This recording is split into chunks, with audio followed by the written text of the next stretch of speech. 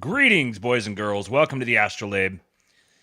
It is Tuesday. I am sorry that I did not get a show out yesterday. I was up at about 2:30 in the morning because I had a pinched nerve in my neck was acting up. I had a headache the night before, so I went to bed early, like 7:30. Got up at 2:30, and I laid down to take a quick nap in the afternoon and woke up like 4 hours later, and was like, well, I suppose there's not going to be a labe yesterday. So there is one today, and this one I'm gonna do my best. You guys know me; it might be hard, but I'm gonna have to try to do my best to keep the extemporaneous commentary to a relative minimum because I got a bunch of videos to show you guys today, and I need to get out of here in 90 minutes ideally, maybe 2 hours. We'll see if we actually manage to pull it off, but. Yeah, I've got some good stuff for you guys today. We're gonna talk about 48. 48 is just making us proud, and I'm gonna keep calling him that. We need to keep calling him that. Will it into existence. The more time goes on, the more inevitable it seems, and it seems the more powerful our meme magic becomes.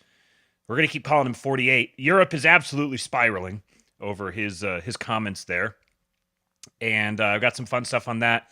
DataRepublican is someone who, if you're not on Twitter, you may not know exactly who DataRepublican is, but I've been meaning to talk about her for a while, and it fit in here well today. I've got an interview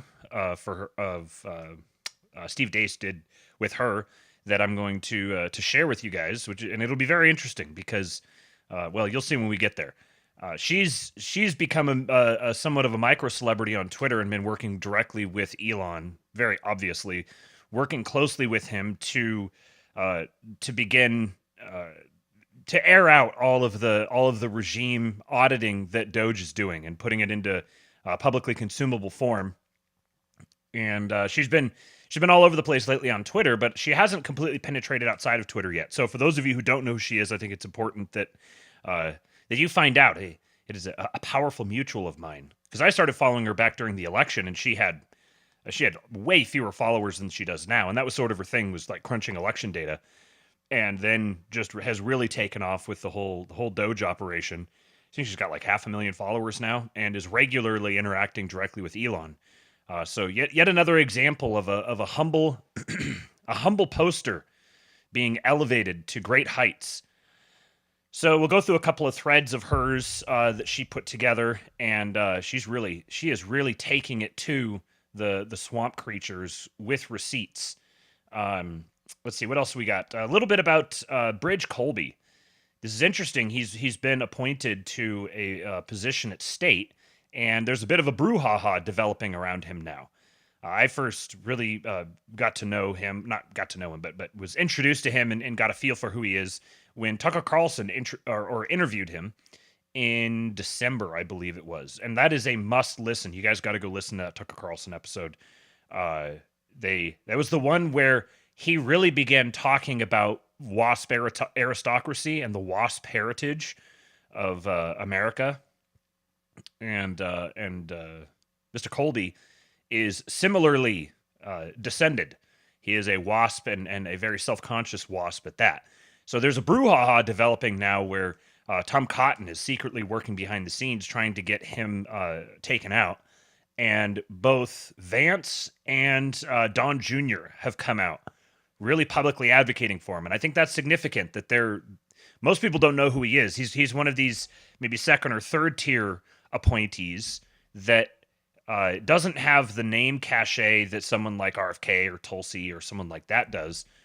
But actually may wind up being even more important, because those second and third tier operators are the ones who are they're the ones who are really doing the work. The responsibility of the person at the top is to provide the direction and oversight and direct report to the president, and then to be the face of the agency. But by and large, a lot of the legwork gets done by the second and third tier people. And it seems that Mr. Elbridge Colby is one of those important cogs. If you've even got the president's son and the vice president really openly pushing him, then I think that's someone worth taking notice of. So I've got those, and I got a couple odds and ends stories here as well. So let's dive on into it. Do me a favor, hit the like button as you're wandering your way on in here. Hit the like button, share the show if you would, and if you would like to support what I'm doing here monetarily, there's a number of ways you can do that. Number one is sending a super chat or becoming a channel member for $5, which you have to do from a desktop, and then you can also become a King Pill Discord member. That's the best way you can support the show, kingpill.com. And then there's a couple of the links in the description. There's a Cash App. There's a Buy Me a Coffee there. If you would like to support the show, it's very much appreciated. Keeps the whole thing going here. Keeps me doing this as regularly as I can. And then one other thing, I want to give a shout out. Let me just double check his name in here so I don't misattribute. One of the loyal King Pill Discord members, yes, Melathron. Shout out to Melathron. It's not too doxy, I don't think, so I'll just say his name. He went and put together a little Chrome extension for me that I can use to gather all the links afterwards to publish in the King Pilled Substack. Because I do that, for those who don't know, I keep having to say it because people keep asking. King Pilled Substack. Go to the King Pilled Substack, subscribe. It's free. There's a paid option in case you want to just support, but you don't. I haven't paywalled anything. Everything is published on there for free for now. And he created this Chrome extension that enables me to just capture the links, drop them right in there, do a little bit of formatting, and it speeds up the posting process immensely. So a massive shout out to Mr. Melathron for putting that together. All right. Let's get it going. Got a little bit of slop here to start off with, of course. And this is topical slop. This is the side-by-side comparison of of Trump's important nominees with their immediate predecessors.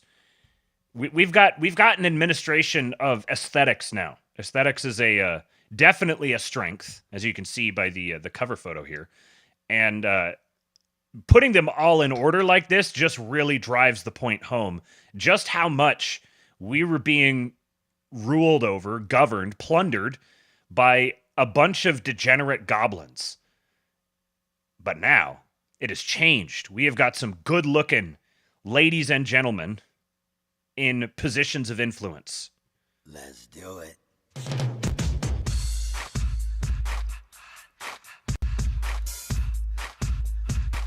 Whoop.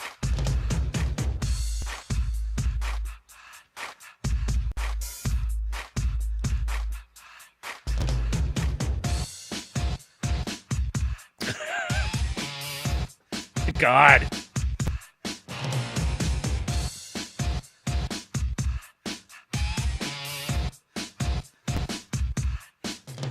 Look at him. All week, not to far from my money. So on the weekend Cubs, I go get live with the honey. Rolling down the street, saw this girl when she was pumping. I winked my eye, she got into the ride, went to a club and was jumping. Introduced myself below, she said, "You're a liar." Said I got it going on. Some of those are a little close, but then if you know anything about the person themselves, then it makes it not close. But some of those are just, holy crap. I cannot believe that we had an extremely poorly passing tranny as the head of the Department of Health and Human Services. Like, it's one thing over in Europe where they have, they go out and they find the most obese, ugly woman that they can find, and they make her the head of their healthcare bullshit, whatever. But we had an obese old man dressed up like a woman, pretending to be a woman, at the head of the Department of Health and Human Services. Absolutely insane. The floor is so low, and yet they're exceeding it so much. Here's a little update from a past story that we discussed. Remember this absolute unit here? What does he call it? A Space Marine? Ronnie Atkins says, imagine receiving a coin from a Space Marine.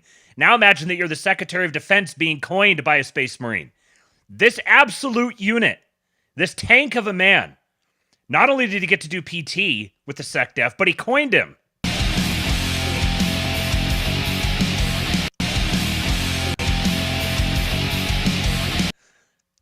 This has never been a cooler time to be an American. America's back, yo. Listen to this. Here's a great little Cat Williams monologue talking about my president. Trump do not sleep. He don't play by no rules.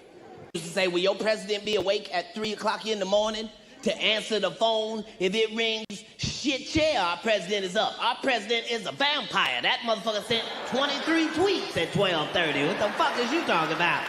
That motherfucker is on it. Trump don't give a fuck. That motherfucker is on it, whatever the fuck it is. Every time he wake up, he just sign another piece of paper. Wait till they see this when they wake the fuck up, since they want to talk. We used to just being able to watch the news a little bit and then walk off. Not with Trump. Niggas is watching the news like it's the playoffs. Trump don't give a fuck. Trump don't follow nobody's rules. The president is supposed to be at the White House. Our president is wherever the fuck he want to be. $2 super chat from Hermetic Hegemony. What a great name. Says, buy the man a coffee. Prevent daytime sleeping. That's right. Really, it should be buy me an energy drink, because I'm not a huge coffee consumer. I'll do it from time to time. I get a taste for it every once in a while, but I drink the energy drinks like they're going out of style. Speaking of our president who wants to be anywhere, look at the absolute scenes that took over this weekend.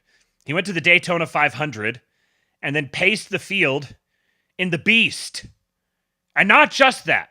Not just do we have the president out there in a Cadillac limo pacing the field at the Daytona 500, but he's giving a message out to the people.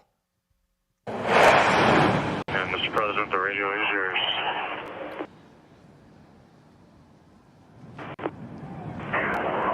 This is your favorite president. I'm a big fan. I am a really big fan of you people that you do this. I don't know, but I just want you to be safe. You're talented people, and you're great people and great Americans. Have a good day. Have a lot of fun, and I'll see you later. Of course, the libs are all complaining about the fuel that was expended in doing this. If you wanted to know just how over it is for them, they're reduced to. But think about the hypocrisy. The hypocrisy. They're complaining about the budget, and he wasted fuel, inspiring the people. Excuse me, that's not wasted. Very well invested. Having the man himself out there. Yeah, your favorite president. That's right. Absolutely my favorite president. Next president is going to make it real tough. It's going to be real hard for me to decide who my favorite president is, but I'm looking forward to having that dilemma. There's absolutely a justification. Spend all the money you want, sir. Have as many flyovers as you want. As long as your plane's in the air, I don't care. You're not flipping over and sliding down the runway. I'm hoping that my wife didn't see that video from yesterday, because she already doesn't like flying. And I have a feeling I'm probably never going to get her in an airplane ever again, which probably isn't the worst thing in the world. I'm having to really think twice about whether or not I want to wind up in an airplane at any point. We got to give Sean Duffy a little while to put things together over at transportation. But even then, it's going to take a little while before I think people will trust it. Now, what's interesting is I saw a statistic that in his first month in office, Biden actually had twice the plane crashes. I mean, to whatever extent you're going to attribute plane crashes to the responsibility of the president, but for whatever it's worth, it was something like 93 planes crashed in Biden's first month in office, and it's been 51 or 52 under Trump, which is kind of interesting. And I don't really buy that this, like someone might say, oh, see, it's the media. No, nobody cares about the media. Nobody's paying attention to him unless they're laughing at him. where the conversation about all the planes falling out of the sky has come from is on X. The media is talking about it because everyone on X is talking about it. And I don't think you could just say, oh, well, this is the only reason people know about it is because of the media. No, these have been some pretty high-profile crashes. Like the one yesterday, or whenever, yesterday, day before. That video was pretty striking to look at. When a plane comes flying into an iced-over runway and bounces off the ground and flips over and slides on its roof for a while and people get video of that, yeah, people are going to talk about it. So, a lot of these crashes, I don't think are I don't think it's some media driven narrative to make Trump look bad. They've tried to do that. It doesn't really work. Nobody really cares. But it is interesting that there's been half the plane crashes, but they've been way more high profile. Anyways, got to keep this moving. This is so good. I'm going to play this whole clip. You guys got to see this whole clip. And I saw a lot of people complaining about brother wars. So what we've got here is the U.S. versus Canada hockey match that happened over the weekend at some point. And there was 3 fights in the first 9 minutes after the Canadians booed the American national anthem. And then the Americans went on to absolutely clean their clocks. It was like 3-1 or something like that. We spanked that ass. A lot of people I saw were complaining about this. They were like, oh, the brother wars. Oh, this is so bad. This is amazing. This is wonderful. I remember this is what it was like when I was growing up. Americans and Canadians being like, yeah, fuck you, man, I'm American. And he's like, hey, fuck you, man, I'm Canadian, eh? And there's nothing healthier. When brothers aren't fighting with each other, that's a bad sign. The fact that over the 10 or 15 years, Canadians and Americans haven't been fighting, that's a bad sign. But having us start fighting again, this means patriotism's back. That's what's happening. I love the fact that Canadian national spirit is rising. It's for Canadians, and that's fine, but I'm ready to see the Canadians stop laying over and letting their country be taken over by a bunch of foreigners of all shapes and sizes. And this is honestly the perspective of the administration with respect to Europe and Canada, but I repeat myself.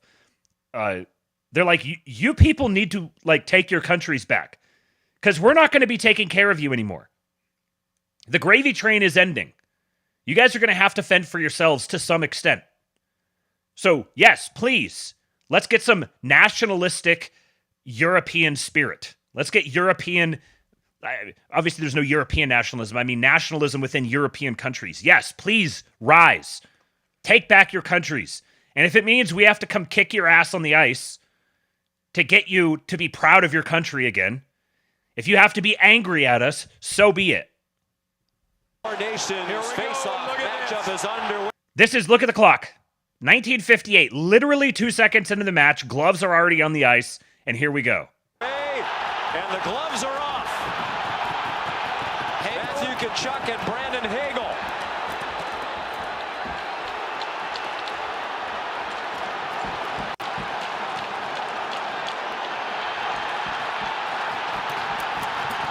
Hagel from Tampa Bay, Kachuk from Florida.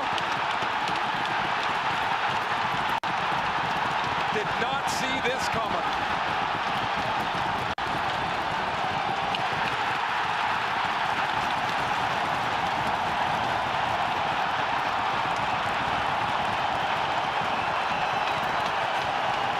Skated away as he got back up, imploring the crowd to get even more vocally involved if that's possible. And this start, if you can call it that, have we even started, reminiscent of the old days. Little cat at the start. Hagel and Matthew Kachuk drop right off the hop. And I'm telling you, Sean, I'm standing down here, and I think there's zero chance that we see the puck hit the ice for more than 1 second before we're going to see both Kachuk brothers sitting in the same penalty box. Well, Brady's out there, and Sam Bennett, who's been thrust out of their lineup tonight, he did not play against Sweden, is taking the face-off. Okay, so We got the first one. Let's see how it goes. He's clearly in there to help match the United States physicality. Brings a lot of grit, a lot of sandpaper. This was set And up. here they come, Ray, you're right. Right before the first Kachuk fight, this was set up. Here you go. Yeah, baby! Yeah!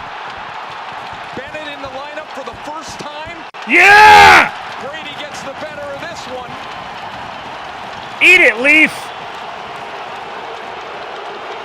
Sam Bennett, 8 years a teammate of Matthew Kachuk in both Calgary and the last 3 in Florida, fighting Matthew's brother Brady.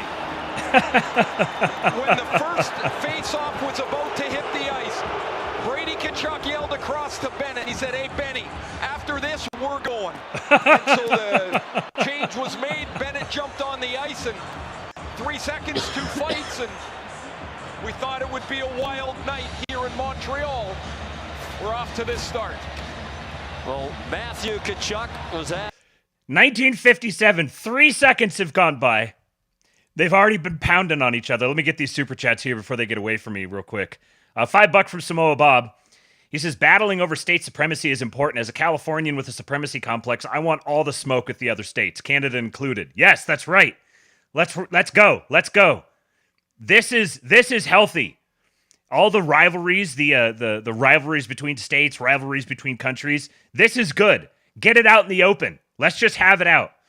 Let's appoint representatives and just beat the shit out of each other, and whoever wins, everyone else has to abide by it. That's just how it is. This is very natural, very healthy. We've got some Leaf Bucks here. One of them dared show his face. It's Slosher. He says, Babylon B had a rare funny post, quote, American man gets interested in hockey after learning you can legally punch a Canadian. That actually is good. All right, let's see. So those were the first two. Our boys took the first two. I'll give you a spoiler. The third one was a little less, a little more anticlimactic, but it was also because there was a huge size difference in them. But let's watch it real quick.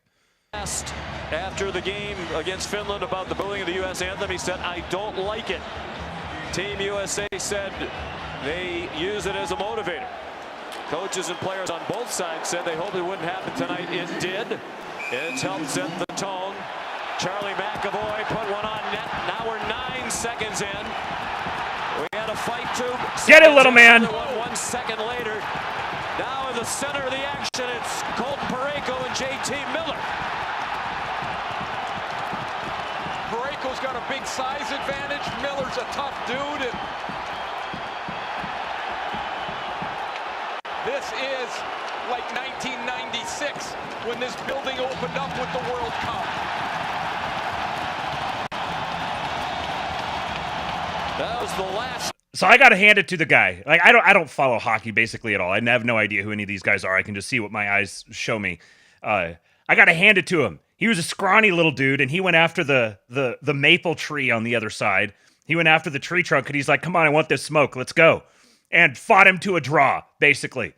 So, I mean, if the ref just broke him up. He kind of went down a couple times, but we're gonna call it a draw. If you don't like it, then scoreboard. Because Americans wound up winning this 3-1. Time, the United States won the major best on best international competition, 1996 here. And Ray, we talked to Keith Kachuk the other night, Brady and Matthew's dad, and he described what a physical battle that was throughout the 3-game series against Canada. He was right at the center of it. He was, and his boys are tonight. Miller had his gloves off. He was looking for Parayko as the puck was covered by Binnington. Oh, it's so good to see. Straight Buster, you just killed me with this. Give your ball to the dog, dead fucker.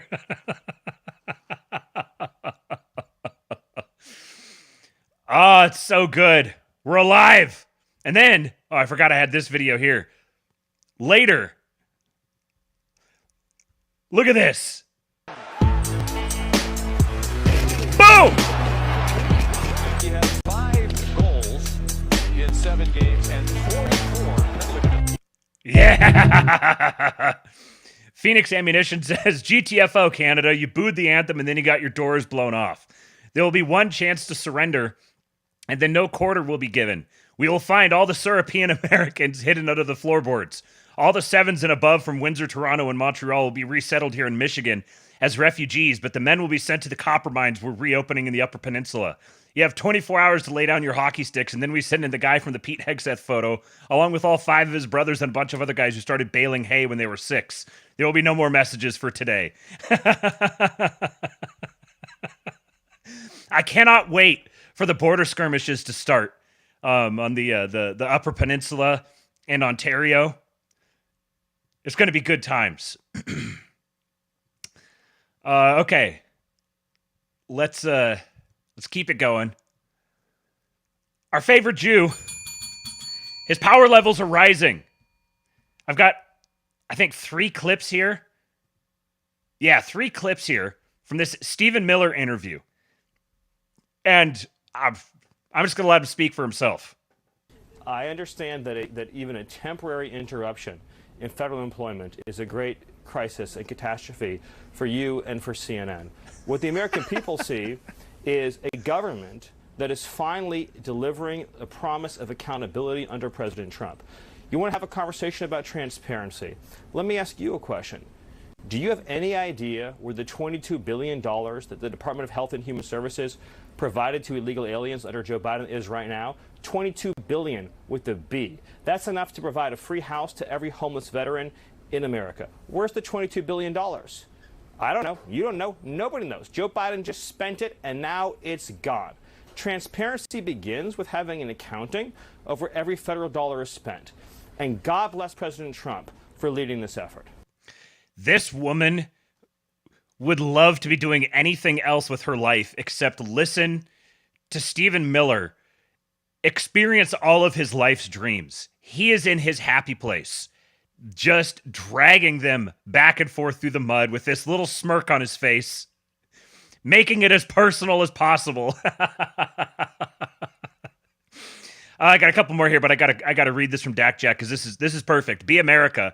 Don't play sport nationally. Wins against a country whose entire identity is that sport. Goes back to not caring about said sport. Exactly. If you don't like it, then don't lose. And then he's just getting warmed up. The American people are exhausted and tired of watching their tax dollars be corruptly spent, abused, wasted, and in every sense robbed and stolen from them. This president, for the first time in history, is committed to restoring accountability at every level of the federal government. You may assert there's no waste in the Pentagon. You may assert there's no waste in Stephen, Treasury. I'm not you may asserting, assert there's no waste in HHS. Stephen, I don't think anyone... Then why are you not celebrating these cuts? If you agree there is waste, if you agree there is abuse, if you agree there is corruption, why are you not celebrating the cuts, the reforms that are being instituted? Every day that no action is taken, the entire Stephen, salaries of American workers that are taxed disappear forever. Stephen, let's calm down. This is we're not having a debate. There's no reason about whether there are places. Well, you are clearly trying to debate me, and I will be as excited as I want to be about the fact that we are saving Americans billions of dollars, that we are ending the theft and waste and grift and corruption, that we are stopping American taxpayer dollars from subsidizing a rogue federal bureaucracy that has been relentlessly weaponized against the American people. Okay, you Stephen, may not care about I'm this not issue. Talking about your colleagues may whether not care about there's this not an issue. area But we care to about this cut in issue. the The government. I American understand people that, care about Stephen. this issue. They also care about privacy. Dragger! The public overwhelmingly supports what President Trump is doing. And then he just kept going. You mentioned yesterday, and you mentioned again here. Oh, sorry. I was listening to this one at 2x. You mentioned yesterday, and you mentioned again here, illegal immigrants who are getting child tax credits. Are you looking for that information in the IRS data? Anytime a crime is committed, of course there should be an investigation. Is it your position that if somebody who is Stephen, here are you looking criminally for that is stealing information in the taxpayer IRS dollars? data? the federal government will find every illegal alien who is stealing American taxpayer dollars. And that is what Americans expect to happen. Will you find that in the IRS I don't data even and fathom share the that with premise law of your enforcement? question. It's a simple question. Will Anyone you find that who is- information in the IRS data and share that with law enforcement? If IRS investigators find illegal aliens stealing taxpayer money, of course they'll be referred to ICE. Of course they'll be referred to Homeland Security investigations. Of course it will be. Surely your position is not that we should let illegal aliens steal taxpayer dollars. Again, you want to talk about something to be upset about, that's it. What do you think? The millions of illegal aliens who've also stolen Social Security. Illegal aliens in mass have fake Social Security numbers. They have fake identities. Those are felonies.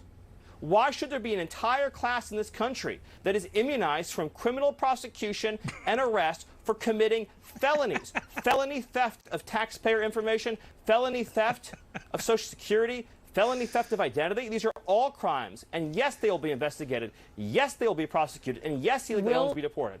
And you know what happens when those deportations occur? Just very quickly, is that Americans will get jobs, Americans will get benefits, Americans will get houses. Stephen, if they got a child, if they got a credit, His little smirk. and they will be referred, you're saying, to ICE for that, and you would expect deported for that. Is that the position of the administration? If it is found that a crime has been committed, they'll be referred. If it justifies a prosecution, they'll be prosecuted. If it justifies a deportation, they will be deported. This will be based on existing IRS protocols and procedures for criminal investigation and fraud. All right, the difference is that no one is given immunity anymore. No one is given permission to break the law anymore. Because this is not a country, this is not a sovereign territory. If illegal aliens can freely steal billions, with a B, billions of taxpayer dollars.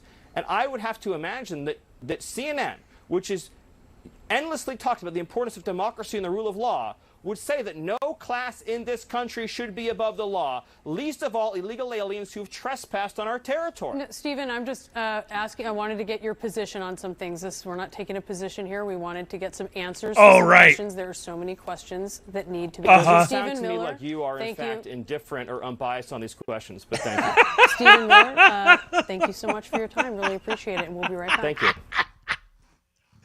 Oh, I love this man so much.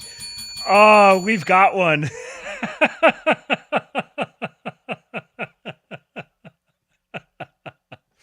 Now, on that subject, listen to this.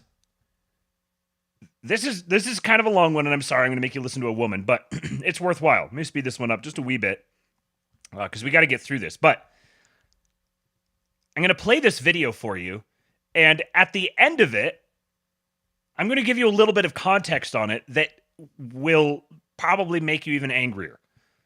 They wanted us to try to identify them in such a way that they would qualify for long-term Social Security disability. Now, what? Yeah. And long-term Social Security disability is for life. Yeah. So if they get identified and qualify for long-term Social Security disability, they are as good as set up for life for medical treatment. That doesn't sound like a refugee to me. Just being honest. Yeah. That sounds like somebody who's planning on staying here. Yeah, A refugee right. stays until the problem's over and then goes home. Well, that's right. And so they instructed us to try to identify, to try to get the client, because once they arrive here, they're now called clients. They're called clients. Yeah, Okay. Because clients pay. Sure. See? Sure. I'm starting And to so- see where this is leading here. So they told us that we needed to talk to the client and ask them if they had any headaches, recurring headaches, or any lower back problems. Excuse me, anything that would qualify them for Social Security long-term disability. Wait. So let me get this straight. Part of the screening is supposed to be, are you sick, maimed, injured, whatever? Right. No. Okay, good, you can come in. Yeah. You get on the airplane, are you sick, maimed, injured, whatever? Yes. Good, so we can give you disability. Correct. What? Yes. This is insanity. Yes, it is insanity. But in order to get Social Security disability benefits, don't you need a Social Security number? Well, we were instructed in the meeting that one of the first things we were supposed to do was sign them up for Social Security. Yeah. Wait, this is unbelievable. So they come over here and they get a Social Security number. Right. They become legal. Correct. Are you pulling my leg? No, I'm not. And then after we processed them for a Social Security card, then we were to process them for a U.S. passport. No, you're not. So that's about the time I kind of decided, okay, I was done. I've heard everything I want to know. I was so angry about this, that they would receive a U.S. passport. It just, you know, I just couldn't believe it. I couldn't believe that we were giving these people Social Security cards and U.S. passports and free medical, free housing, free food, free everything. Yeah, but the thing that bothers me, because the food we can recoup from, and the money irritates me, but we can earn it back and we can stop the program or whatever it is. But once you give somebody a Social Security number and you give them what's considered globally the golden ticket, which is a U.S. passport, right? That is beyond comprehension that Right. we're doing this. That's right. Do bureaucrats know this is happening? Well, interestingly enough, no, they don't. A lot of governors are aware of how many refugees have come into their state, where they're located, under what conditions they've arrived, and I believe this is intentional. I believe this is intentional. Now, we do know that the governor of Texas and the governor of Tennessee have both stopped this, and they're refusing to take any more refugees. In fact, the federal government has filed a lawsuit against both of those states because they're refusing to take any more refugees. How dare you keep your people safe? Right. But okay, so let's just say all the states are saying we want to pull out of this refugee resettlement program from the federal government. Then they're fine, right? There's no other way the refugees are getting in? Well, no. The state can assert that they no longer want to receive refugees, and then the federal government says, all right. And so then they start implementing a program called the Wilson Fish program. And Wilson Fish simply bypasses the sovereignty of that state. In other words, the state no longer processes the refugees. That means, in plain English, you no longer get to know how many are coming in, when they're coming in, where they're going, how much money is being spent on them, whether they're diseased or not diseased. You've lost all control over the entire situation, and as a sovereign state, you've relinquished that. And so Wilson Fish comes in then, and all of the federal monies that are set aside for this program bypass the state and go to third-party entities, and that would be something like Catholic Charities or Jewish Vocational Services. So it would bypass the state entirely, and they would take over the entire process of processing the refugees. That's crazy. It is crazy. And as a U.S. citizen and as a citizen of the sovereign state of Missouri, I am not in favor of that. I think we need to maintain our sovereignty just like we would in the United States. You know, honestly, we are first a citizen of the state of Missouri because Right. we are a sovereign state, and then we're a citizen of the United States of America. But our first sovereignty and citizenship is to our state, and a lot of people don't realize that. So in order for us to maintain the health and welfare and the security of our borders, we must know who's coming and going. Yeah, you have to. Right. You have to. And FUNU doesn't work for me. FUNU doesn't work for me either. And giving them a Social Security number and a passport actually makes this problem worse, not better. Correct. Have we been placed at risk? I mean, you mentioned that this is an invasion. Are we at risk? I believe we are at risk, Josh, because when they come in, we're urged to compatriate them with fellow refugees, those who have come in before them. We are urged to locate other communities of refugees from the same country of origin, the same language, the same culture as those who are arriving. And so when they come in, you know, and we have had Syrians come in, and we know Syrians are on the list of those 7 countries that have been banned. And so we've received Syrians here in Missouri. Even after the ban? Yes. What? Yes. And so these Syrians coming in, and we know that they are coming from a country of origin that has malevolent intent toward us as a nation. And we now know they're not being vetted, and we now know that not only are they coming from a malevolent country, or a country that has malevolent intent, and we now know they're not vetted, we're giving them support, and we're giving them a passport. What name do they put on the passport if their name on the thing is FUNU? I don't know. Can they just pick a name? Now, you got a little bit of a hint there right toward the end. This interview with this whistleblower here was published in 2017. This is almost 8 years old. And notice what let me see if there was some other details included in the tweet up here. Quoting from here. Refugees were flown in at night and given Social Security numbers and passports were completely non-vetted. Staffers were then told to push them onto Social Security disability while Americans were being denied. This is why there's so many Social Security numbers in use. This has been going on for a very long time. If you have a Social Security number, it also makes voting a whole lot easier. Syrians were even admitted during the Trump 7-country Muslim ban, which included Syria. The United Nations operated refugee resettlement through Missouri Social Services. This started around October of 2016. They also bypassed state sovereignty by using Wilson Fish if a state's governor wouldn't accept illegal aliens. That's where your NGO networks came from. That's where your Lutheran charities and your Catholic charities, which were populated and run by very obvious non-Lutherans and non-Catholics, That's how they're bypassing. If a state tried to assert sovereignty and say, no, we don't want you resettling little hubs of racial enclaves of illegals and putting them on the federal government's dole, we don't want that in our state, they would just bypass them and operate through the NGOs. And this was happening 8 years ago. Wilson Fish, it says, the Wilson Fish Alternative, so named for its congressional sponsors, was added in 1984 as an amendment to the Immigration and Nationality Act. Nationalization, I think is what it was. The amendment authorized the Secretary of Health and Human Services to implement alternative projects for refugees. It states that Alabama, Alaska, Colorado, Idaho, Kentucky, Louisiana, Massachusetts, Nevada, North Dakota, South Dakota, Tennessee, and Vermont. There could be others.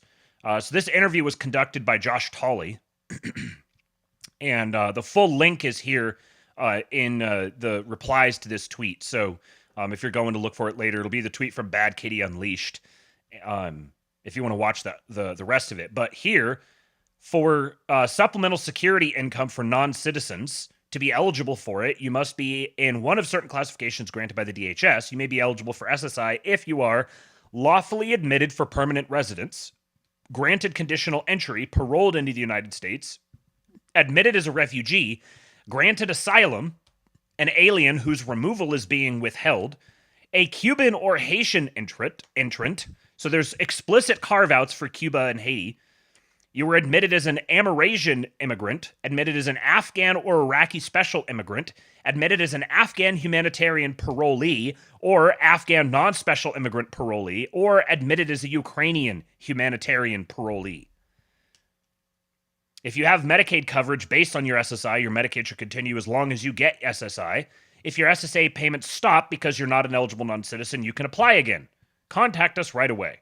There's a 7-year limit for some non-citizens. Oh, I'm sure that's very rigorously policed.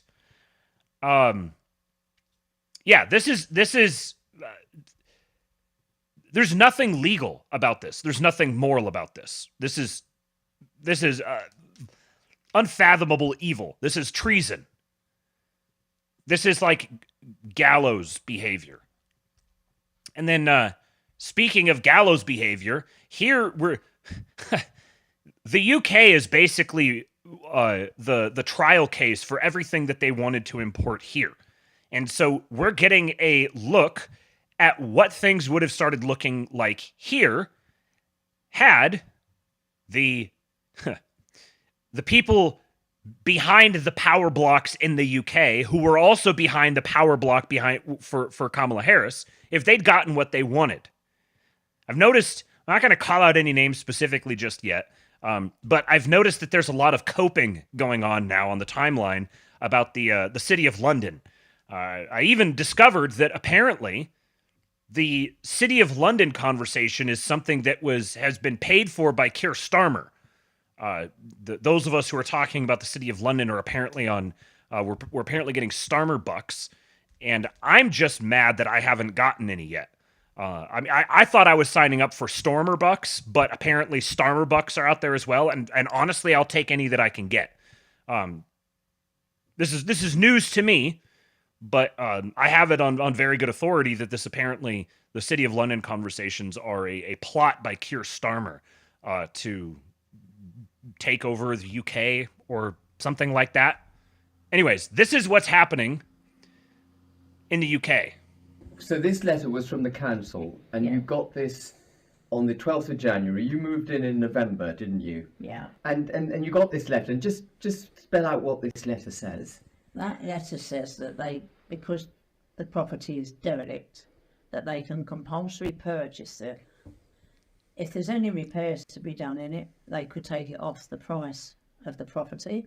Yeah. And these properties are for migrants. It's what they want these houses for. Extraordinary, isn't it? And how did you feel when you got a letter? You moved into your new wonderful home, you settle down, law-abiding citizens, and you get a compulsory purchase order from the council accusing you of occupying a derelict home. How did you feel when you got this? After paying $200,000 for it, we didn't feel very well. No, it must have been one hell of a shock, mustn't it? It's for the immigrant and not the I know. indigenous population. Well, veterans are sleeping rough. Yeah. 16,000 In veterans. terrible weather. Absolutely. They can't get put in hotels or on a bibby stuck home. There is a daylight centre charity in Wellingborough, which looks after homeless people who are sleeping rough, and they spend £630 per annum per head. Illegal migrants get paid £50,000. They get spent on them £50,000 per annum per head, and here we have the evidence of it in this letter. They wanted your lovely new home. Yeah. Unbelievable. Now, I understand this is a foreign language being spoken by foreigners, so I'll translate a little bit for you guys. They purchased this home, and then they got a letter from their local council informing them that their home was derelict. It was not up to the aesthetic standards or something. And so because it was considered derelict, it was going to be forcibly acquired by the city. Any sort of repairs that needed to be made to it would be deducted from the price that was given. This is basically eminent domain. They're acquiring these homes to use. They're forcing the ownership out, acquiring these homes, paying them the minimum amount that they can pay on the basis that they're derelict and a blight to the community, and housing illegal migrants in them. And he pointed out that they're homeless by this one program. They're homeless. They spend £630 yearly a head on these homeless, and they're spending £50,000 yearly per person for migrants that are being shipped in. This is just straight up Bolshevik behavior. They're seizing the homes of. Presumably this was like a rental property that someone purchased, that they purchased. They purchased a second home. I don't think this was their homestead. This was a rental property. So it's empty, and they're saying, yo, you're hoarding homes. You're hoarding homes, and we've got such demand because we're importing the entire third world and the nation of people where we, with our ethnic blood feud, just turned their nation into their nation. Just glassed it. So these people have to go somewhere, so they're going to come live in your home. They're going to hate you. They're not your people. We're just seizing the property of the native population to give to non-natives. This is in the UK. This is what they were trying to bring to the United States. So to all of you out there who say, oh, the United States are the ones who have enforced all of this on us, this is all something that's been exported by Americans. Americans are responsible for this.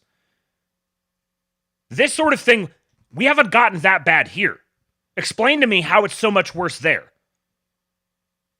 If this is something that came from us, that we're the ones who are doing this to the Europeans. We're being plundered so that this can be done to the Europeans. Who's plundering us? Perhaps the people who are doing it. Our role in this as Americans has been that we have been robbed from on mass scale for decades to fund this. And European citizens have allowed this to happen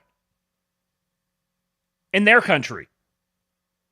You guys have your own shit you got to work out. Stop crying about Americans and get your own act together. Talking about like decency and Americans are too coarse and jingoistic, and fuck off. Europe is completely wrong tab. Europe is going down the shitter fast. So after J.D. Vance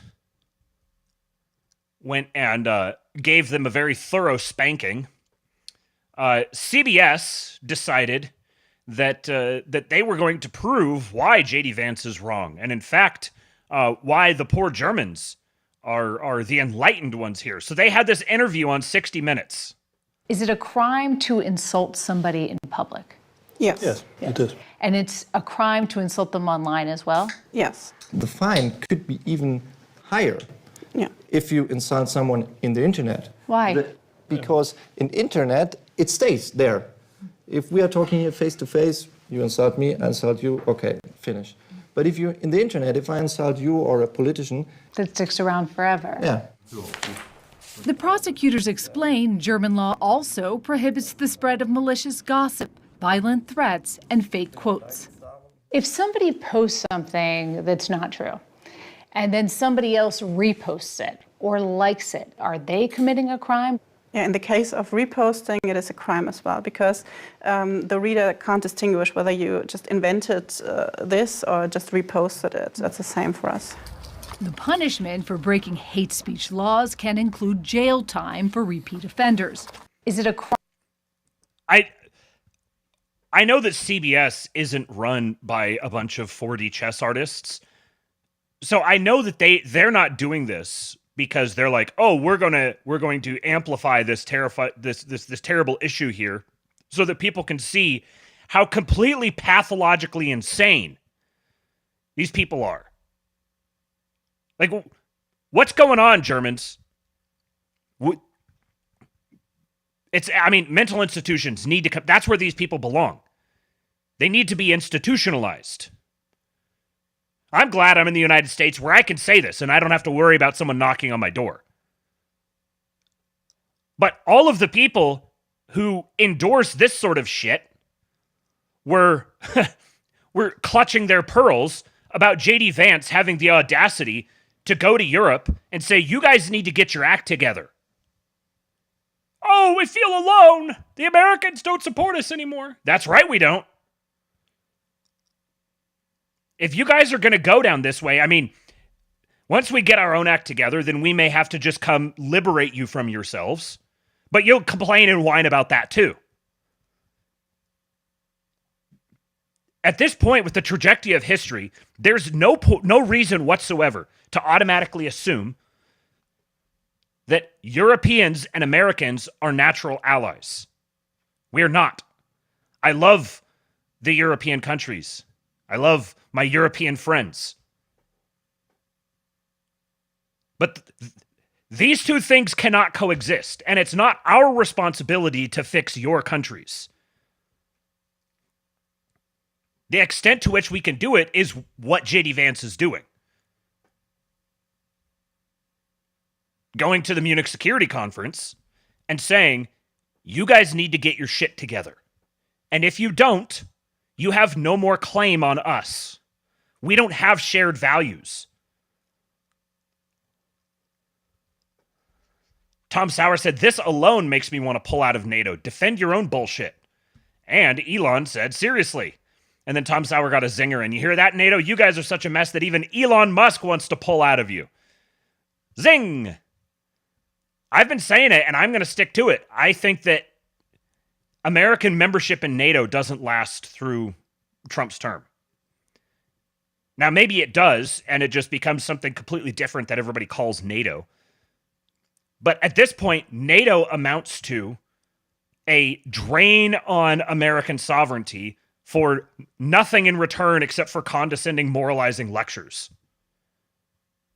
We'll protect our own capital, thank you very much. 48 himself reacted to this and said, "Insulting someone is not a crime, and criminalizing speech is going to put a real strain on European-U.S. relationships." Now, there are levels to this. For once, we actually see the American government having the back of its own companies, which was a major factor in the rise of the so-called tech right, is like realizing, hold on a second here, we're Americans who are American, have built American companies with the presumption of this globalist paradise that's been promised to us. And now our representatives, ostensibly, who we've elected and we've donated tons of money to and yada, yada, yada, they're not going to defend our interests. Remember when Tim Apple went to Trump and said that Apple was staring down the barrel of a $16 billion fine from some gay bullshit EU longhouse organization. $16 billion. Yeah, no. If I'm the American president, my duty is to American companies to protect them from foreign agencies like this. The biggest problem in the world today, as JD Vance said, is not Europe, is not China, it's not Russia. It's the current state of Europe.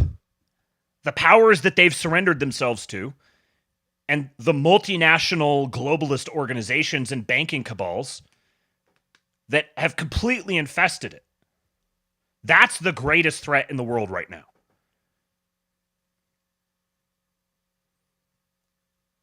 We need European nationalism to pick up steam, which is going to necessarily mean having to forego these sorts of transnational European compacts. Because some of these European countries, I think, are a complete lost cause. They're going to have to go through some real rough times and have some generations of people just die off before there's going to be any hope of resurrection. Now, lots of things can change very quickly, and so, who knows what happens over the next decade. But it's clear that Europe as a thing is dying. There's going to be no more Europe as it's currently spoken of. It's going to break down into regional power blocks. And I know they've been saying, oh, this is what's going to happen to America. No. America's going the opposite direction. JD says this is Orwellian and everyone in Europe and the US must reject this lunacy.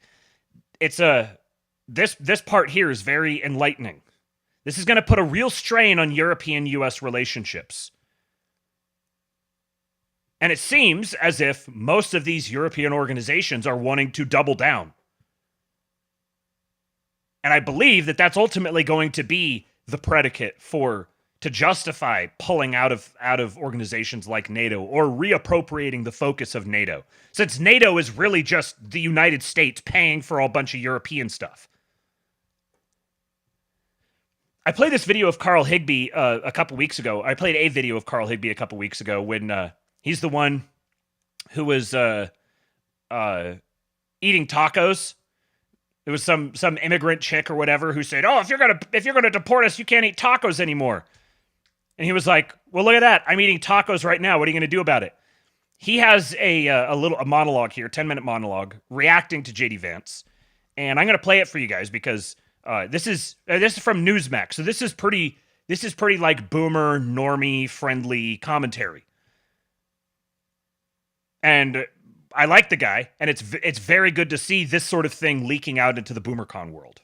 All right. I have been waiting for this for 4 years. For someone to stand in front of a room full of European leaders, look them in the eye, and tell them what they're doing is wrong. And that America won't be walked on anymore. We're not your piggy bank. We're not your checkbook. We're not doing your bidding for you. We will operate in our interest and will not ignore others. I have been waiting throughout the last 4 years of the most disastrous administration in foreign policy for the speech that JD Vance gave today in Munich that said, globalism is dead.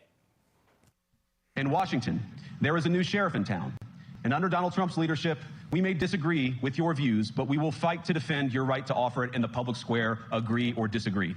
He gave a 20-minute speech where he pointed out all the things that Europe has tried to avoid hearing from their electorate for the last 10 years. He said things that Europe has been basically jailing people for speaking out about. Illegal and mass migration, asylum seekers and refugees, ruining their safety, their country, and their culture. J.D. Vance looked them right in the eye and handed them that harsh reality, the reality that, through fear of jail, the same people in the room have forced their citizens not to say the obvious.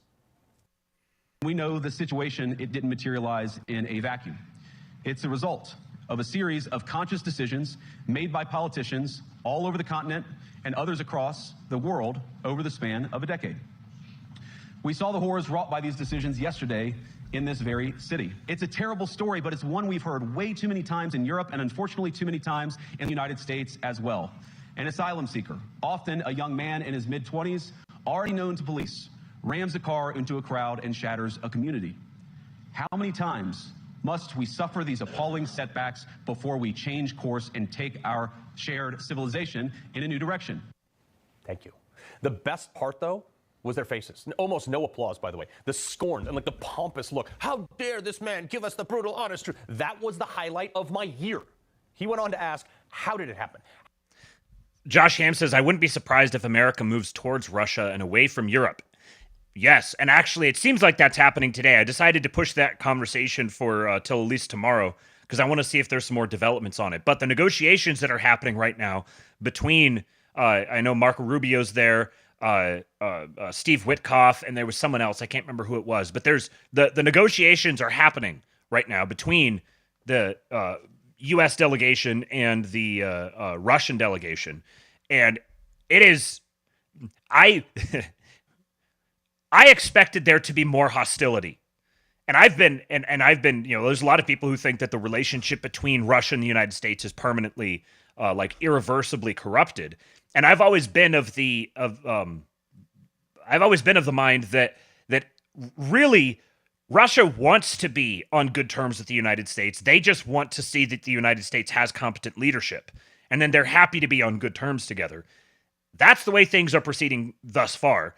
Now, of course, if you're dealing with seasoned Russian negotiators, you're not going to get their true thoughts out in the open. But there's still stuff that's being hammered out with that. So I decided to push it off until at least tomorrow. We'll see if more information comes in.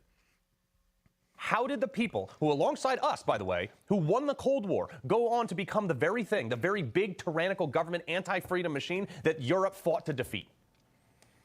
They lost because they neither valued nor respected all of the extraordinary blessings of liberty. The freedom to surprise, to make mistakes, to invent, to build. As it turns out, you can't mandate innovation or creativity, just as you can't force people what to think, what to feel, or what to believe. And we believe those things are certainly connected. And unfortunately, when I look at Europe today, it's sometimes not so clear what happened to some of the Cold War's winners. And there were no applause from that. Bryce says, who was it who had the podcast talking about America's relations with the Russian Tsar during the Civil War? That was Tom Luongo talking to Richard Poe. I think it's called All Roads Lead to London. From that room, I was howling. I think many people in Europe who were watching it were probably happy as all get out too, because J.D. Vance said what they couldn't. The people of Europe, for the most part, are so tired of this. Like, I watched as the camera panned out, and you saw their faces too, the smirks of these people with their disdain. It was even disbelief. But some of them started to realize that they were, in fact, doing what they were being called out for. And J.D. Vance came with the receipts. I looked to Brussels, where EU commissars warn citizens that they intend to shut down social media during times of civil unrest the moment they spot what they've judged to be, quote, hateful content. Or to this very country, where police have carried out raids against citizens suspected of posting anti-feminist comments online as part of, quote, combating misogyny on the internet, a day of action. Europe, and look, this is what Vance was trying to call out. Europe is a real-life example of what happened in the movie Demolition Man. Look, you can't take away people's right to be. Yeah. Vance didn't stop there, though. He called them out for their tyrannical attacks on religion. 2 years ago, the British government charged Adam Smith Connor, a 51-year-old physiotherapist and an Army veteran, with the heinous crime of standing 50 meters from an abortion clinic and silently praying for 3 minutes. This is everything I've been waiting or wanting someone to say in front of Europe. I never cared enough to say it because we got our own problems over here in America, and that's usually what I focus on. But he looked Scottish officials in the face, dead in the eye, in that crowd, and called them out for prosecuting people who dared pray in their own home. This last October, just a few months ago, the Scottish government began distributing letters to citizens whose houses lay within so-called safe access zones, warning them that even private prayer within their own homes may amount to breaking the law. Naturally, the government urged readers to report any fellow citizen suspected guilty of thought crime. In Britain and across Europe, free speech, I fear, is in retreat. This is the second in command of the greatest country in the world. This is why, when I tell you that America is freedom's last chance, it is. Look, we dodged a bullet in November by electing Trump. Because you can see from this speech, if this administration did not win, there is no free state to flee to. This is the message the world needs to get through their heads. That the one suppressing thought, the one suppressing innovation and freedom, they have never been the good guys. And somewhere between winning World War II, the Cold War, and now, Europe forgot that in an attempt to be this leashed utopia of elitist ideologues. And J.D. Vance just shattered their glass house. He said something, though, that I don't think has ever been said in this way before. And this applies to everyone in Europe. It applies to Ukraine. It applies to even Hillary Clinton and here in America, and even back to 2016. Roll it. But I'd ask my European friends to have some perspective. You can believe it's wrong for Russia to buy social media advertisements to influence your elections. We certainly do. You can condemn it on the world stage even. But if your democracy can be destroyed with a few $100,000 of digital advertising from a foreign country, then it wasn't very strong to begin with. There are two people clapping in that entire audience, because I think they're starting to realize. I think those two people who clapped that are starting to realize that the House of Cards narrative, that Russia is some big, powerful boogeyman, is falling apart. And J.D. Vance, he didn't close with this, but he probably should have. I pulled it out of the middle of his speech. That all these people in that room, and even some here in this country, have been telling us who the bad guy is. But they've forgotten what sets us apart from the bad guy. Because a lot of these countries in that room have become awfully similar to the guy they demonize. I've heard a lot about what you need to defend yourselves from, and of course that's important. But what has seemed a little bit less clear to me, and certainly I think to many of the citizens of Europe, is what exactly it is that you're defending yourselves for. What is the positive vision that animates this shared security compact that we all believe is so important? And I believe deeply that there is no security if you are afraid of the voices, the opinions, and the conscience that guide your very own people. Yes. Yes. It's like the scene out of Armageddon, you know, before they go up on the asteroid, where all the bureaucrats and the scientists, they want to lock down this renegade crew before going up to save the world, not let them out. And their leader, Bruce Willis at the time, well, he wanted them to go out for a night on the town. And his reasoning was, you have to let them go out and enjoy the things that are out there, because I don't want them to get up on that asteroid and forget what they're fighting for.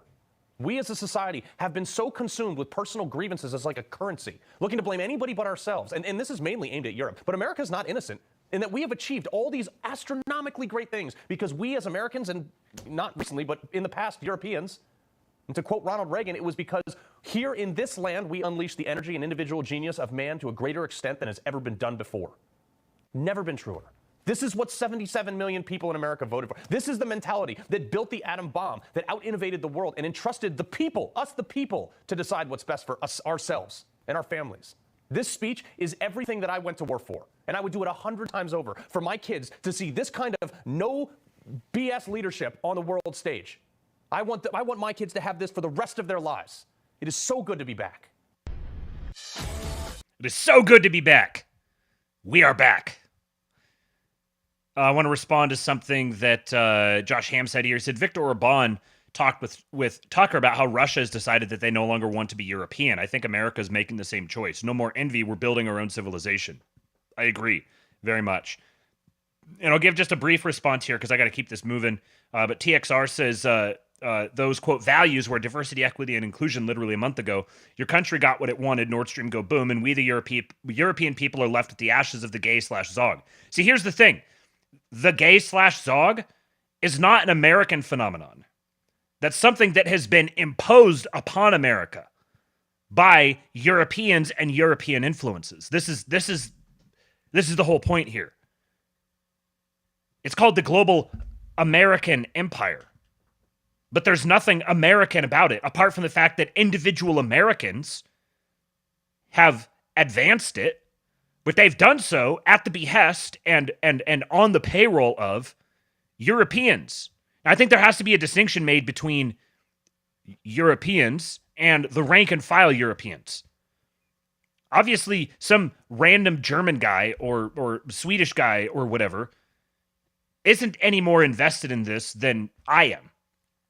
It's not representative of them either. But it's just a pure fact of the accounting of the facts in front of us. This whole global American empire or Zog or all of these different terms that people have used, the globalists, all these things are a European phenomenon that has been weaponized against America to use Americans to subsidize the lifestyle of Europeans. Americans were dragged into world wars against the American interests by European interests. Europe has been able to pretend that they're first world nations on the backs of Americans. Europeans created wars that they fought, that they dragged America into, and then created payment systems so that Americans would fund the building up of Europe. And now Europeans like to talk about how great their healthcare system is or whatever. And the only reason that they have all of this whole regime of social services, the reason they don't have to spend billions and billions of dollars on national defense is because we're the ones doing it. The only reason that you have that pension or that great minimum wage or whatever the thing is that you pride yourself in has been at the expense of Americans. Because we're the ones who are footing the bill for it, so that you have footing the bill for your covering your national defense so that you can afford to direct those monies into those social services. We don't get those social services. And then Europeans want to talk about how Americans are a bunch of backwards hillbillies because, we don't have socialized healthcare or whatever. We're the ones who are footing the bill for your defense. You've got to step up and take control of your own countries. We're working on ours. But you guys need to spend less time complaining about America and more time focused on building up your own countries.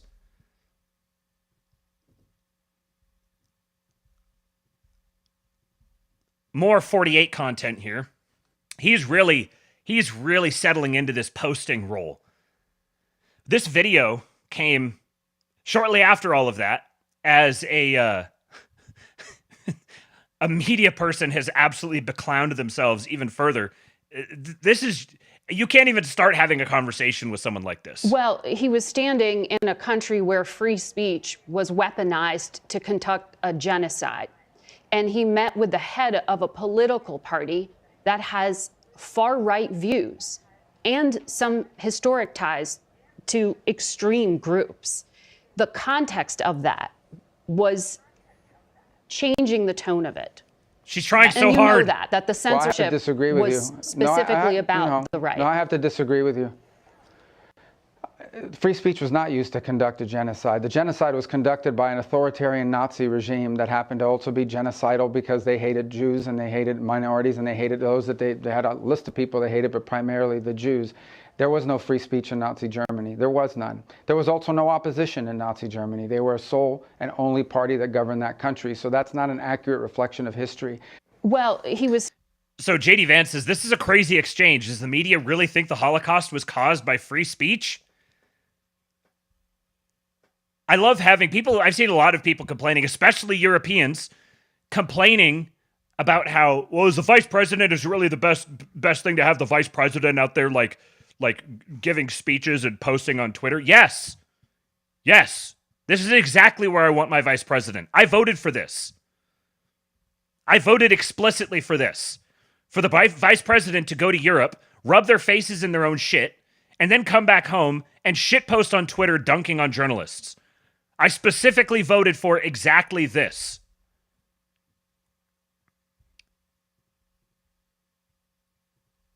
Another example. Some non-American name here said a prominent German, quoting from this article, a prominent German politician told me that was a direct assault on European democracy. This is speaking of J.D. Vance's speech. A senior diplomat said, it's very clear now, Europe is alone. When I asked him if he now regarded the U.S. as an adversary, he replied, yes. Well, the feeling's mutual, bub. J.D. Vance says, always funny to me that listen to your people when they object to mass migration and censorship is bad is treated as a threat to democracy. Do you know what democracy actually means? The transatlantic elite.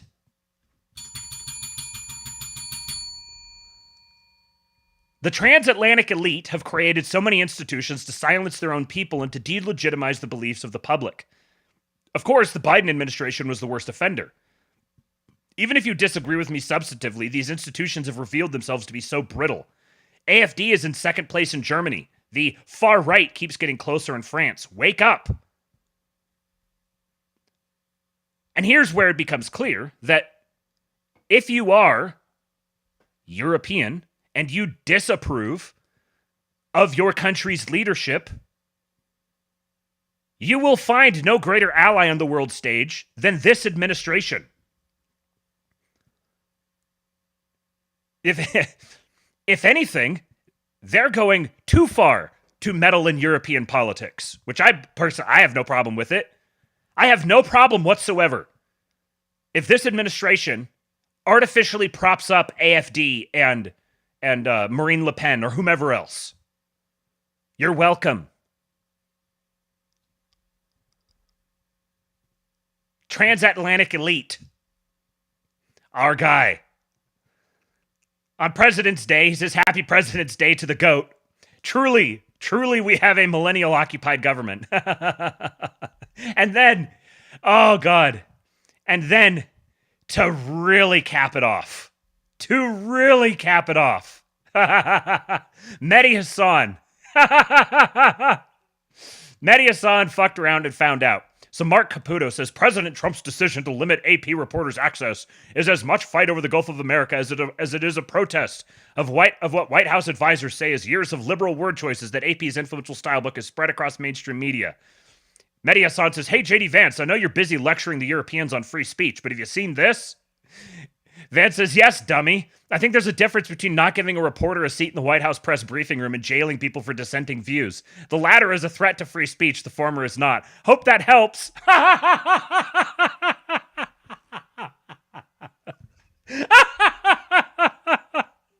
He's even using their language against them. I hope that helps. Now, you know that dummy was not the first word that he wrote here, and I really wish he would have just left it with what he wrote first time. But dummy is almost better. It's like you're not even dignified enough to merit being called a retard. You're just a dummy.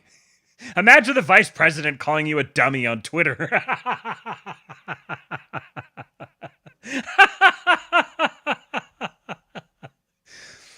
Oh, his power level is rising too.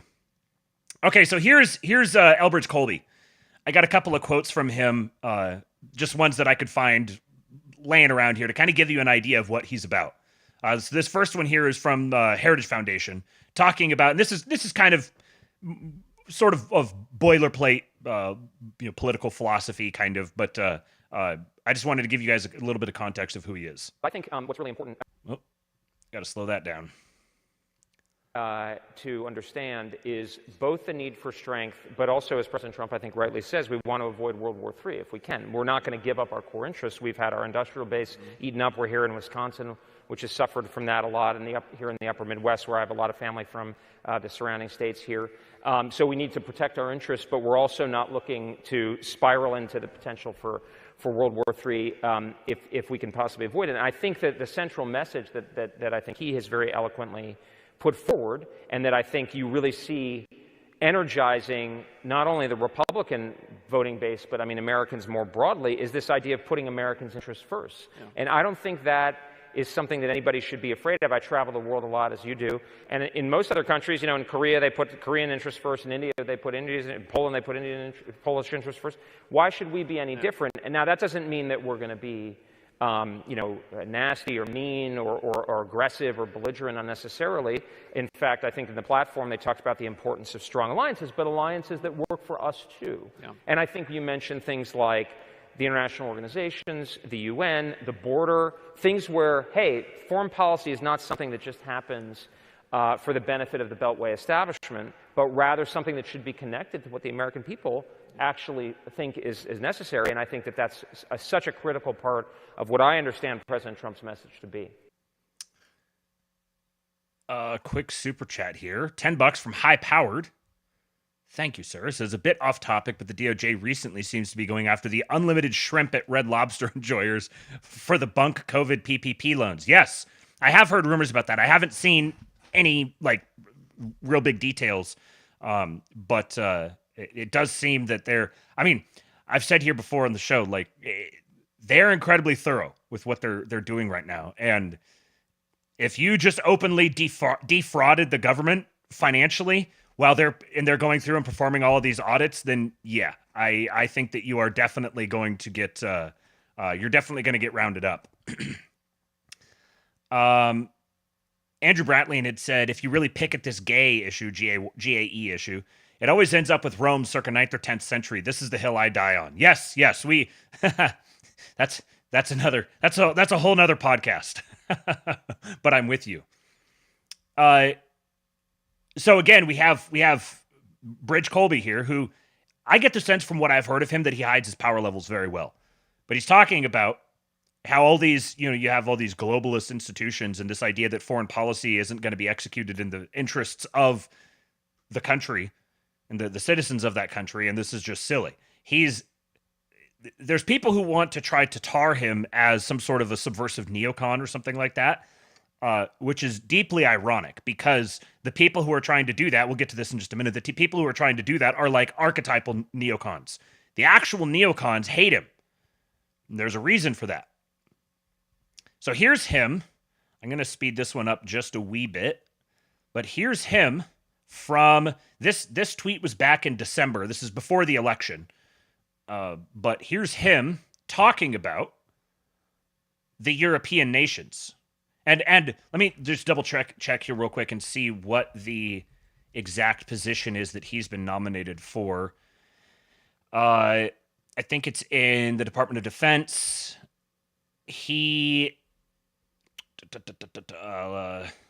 First Trump administration, he was the Deputy Assistant Secretary of Defense for Strategy and Force Development, and served as the primary Defense Department representative in the development of the 2017 National Security Strategy. And then he has been nominated to serve as the Undersecretary of Defense for Policy, which is one of those key like second tier. You have like your the cabinet level nominees, and then you have like the second and third tier guys who actually end up being the real policy meat of the administration, and he's one of those guys.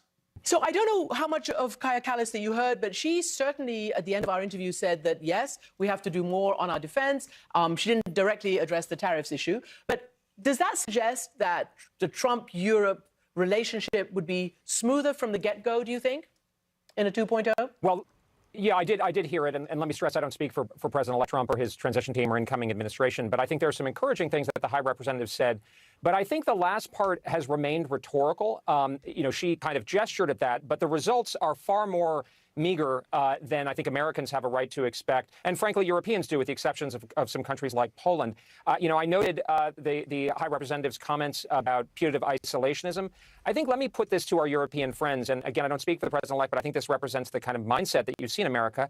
I think we don't need lectures. I think we need real action by Europeans. Europeans know what they need to do. They need to not just spend more on defense, but deliver more combat capability for NATO. And that's what President Trump has clearly said, and take a much greater lead, including in military aid, for Ukraine. And as the High Representative acknowledged there, that has not really happened. Germany, for instance, has cut below the level that the Bundeswehr was asking for. It's cut aid to Ukraine. France has cut aid to Ukraine. The UK is also in a parlous situation. So I think, look, we can talk about all of this stuff till the cows come home, but the right course for Europe is really to step up, maybe move away from some of these green initiatives, move away from some of this overregulation on industry, build back up its own defense industry capability, move back towards conscription. I don't know. Those are decisions for Europe.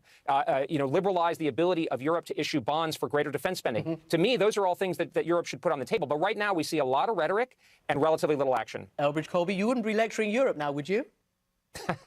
Well, I think, look, I don't speak for anybody else, but the American people have been spending well over 3.5% of GDP for a long time, and the Europeans have had a really good ride, certainly since the end of the Cold War, and even during the Cold War is disproportionate. So I don't think this is lecturing. I think this is, as President Trump rightly puts it, it's a dose of common sense. And here's the thing, Christiane, I talk to Europeans all the time. They know what they need to do. How does it make sense for Germans to have spent between 1% and 2% of GDP on defense for decades, and Americans to have spent a lot more? How does it make sense for the country that the current Secretary General of NATO ran for a very wealthy country to have spent well below 2%?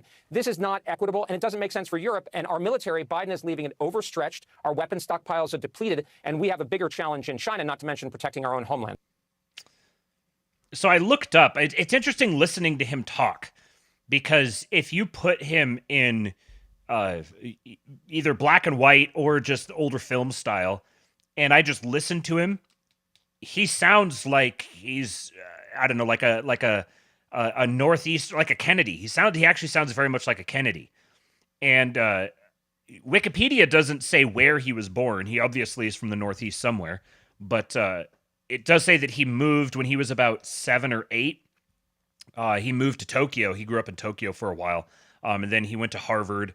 But it says, I asked Grok, and it says his exact birthplace is not explicitly stated in widely available public records. However, he is known to have been born into a family with deep American roots, and his early life included time in the United States before moving to Tokyo in 1986 due to his father's job. Given his timeline and his family background, his grandfather was William Colby, born in St. Paul, Minnesota. It's plausible he was born in the United States, though no specific city is confirmed. But as I mentioned, he had his conversation with Tucker Carlson, where they talked about being WASPs and talked about WASP culture as a distinct thing, and very sympathetically. And he may have said in that interview, and I may be forgetting now, but I got the sense that he's from like, I don't know, Massachusetts or Connecticut or something like that. Vaguely transatlantic. Yeah, Brent. It sounds vaguely transatlantic. So old Chuck Dirk here is on to Tom Cotton's schemes. So he posted this. What day was this? February 16. So on Sunday, he said the effort to undermine President Trump continues in the U.S. Senate. And he tags him, Senator Tom Cotton is working behind the scenes to stop Trump's pick, Elbridge Colby, from getting confirmed at DOD. Colby is one of the most important pieces to stop the Bush-Cheney cabal at DOD. Why is Tom Cotton doing this? Comment below your theories. Now, long-time appreciators of the King Pilled Show and the Astrolabe will know that old Chuck Dirk here hides his power levels pretty well. That he's quite a bit more than the, I don't know, Ben Shapiro-esque slop distributor that he used to be. He serves the role that he serves, and he serves it very well. He's also very close to the inner circle of the MAGA leadership and very close to the president. And so, when you see something like this, this is not just, Charlie Kirk heard something and he's tweeting about it. This is a coordinated strategy. They want Elbridge Colby, and apparently they really want Elbridge Colby. Because you get Charlie Kirk, who comes out and personally airs out Tom Cotton, and then it gets picked up by, so this guy here replies, he says, I'll take a whack. Tom Cotton is a Republican. Colby, on the other hand, is a sort of bipartisan establishment type whose roots are in the Obama Democratic Party and who appears to have thrown in with the GOP in the belief, likely true, that he's more likely to become Secretary of State that way. Why would he be more likely to become Secretary of State in the GOP, I wonder, and not with the Democrats? He started out at CNAS, Obama's favorite think tank, supported Jeb in 2016, and after leaving the first Trump administration, returned to CNAS to work under Victoria Nuland. Interesting. So he's got deep internal knowledge of their operations, it sounds like. And he doesn't mention the reason why he was ended up being thrown out of the Jeb sphere of influence, and it was because prominent interventionist neocons objected to his presence. Well, isn't that interesting? He says a fact that none of the follow the money types in the replies seem to find interesting at all, despite otherwise seeing Nuland as a Luciferian figure responsible for Russiagate, Hunter Biden, the Ukraine war, child rape, and rain on the weekend. So I assume Cotton's objections have more to do with elevating a Democrat than defending a fictional Bush-Cheney cabal at DOD that somehow survived the past 16 years of Democratic ascendancy. So you could tell immediately, that just from the framing of this tweet, that this guy's not that bright. He's got the clip here from Victoria Nuland talking about him. And this is just boilerplate, like press release stuff. Doesn't tell me anything. And 48 himself is now jumping into it. So this is how important Bridge Colby is to these guys. He's interviewed by Tucker, and now you've got Charlie Kirk, J.D. Vance, and I'll show you in just a second here, Donald Trump Jr., who are now publicly coming out in support of him and trying to get ahead of this attempt to block him. J.D. Vance says, this is a very bad take from a normally thoughtful person. He's always like, he really knows how to just slide the knife right into the ribs. He's very gracious, whoever Park McDougal is. First of all, he knows all of these different people, knows them well. He says, you're normally thoughtful, but this is a very bad take. I'm not afraid to call you out in public, and I'm going to be complimentary of you while I cook you. He says, Bridge has consistently been correct about the big foreign policy debates of the last 20 years. He was critical of the Iraq War, which made him unemployable in the 2000s era conservative movement. He built a relationship with CNAS when it was one of the few institutions that would even hire a foreign policy realist. A perceptive writer would ask why a serious realist was shut out of the dominant institutions of the American right in the late 2000s. Instead, this guy says he's a Democrat. Sloppy BS. As it happens, Bridge is a friend and one of the best foreign policy guys in the country. The president has nominated him, and he should be easily confirmed. Of course, no one who's written as much as he has over the last 20 years is going to get everything right, but what would you rather have in the government? A cautious bureaucrat who never has an original thought, or a genuinely brilliant strategic thinker? Easy choice. Now here we get a little showing from DataRepublican. We'll have more on her in just a minute. She says, the neoconservative pro-war ideology has devastated millions of lives and led to countless deaths. It's time to dismantle this toxic agenda that turns global politics into a real-life Game of Thrones ran by NGOs who champion themselves as democracy. We've never had a VP this eloquent, educated, and competent ever. Apparently the rainbow flag people... There's a rainbow flag JD Vance appreciator. I don't know. I don't want to know why. So there's a piece here. I'm not going to read it. It's not really that worth reading. There's nothing groundbreaking in it. It's mostly just kind of a boilerplate. Like, this is why this guy is good and should be confirmed. But Trump Jr. himself is coming out and writing a piece, even if it is relatively insignificant in terms of the content of the piece. The fact that he's actually coming out and writing this, the son of the president, is a strong indicator of what the administration sees in Elbridge Colby and the role that they're expecting him to play. Because all of the big dogs are all coming out now in support of him. John Conrad is a big fan of Colby.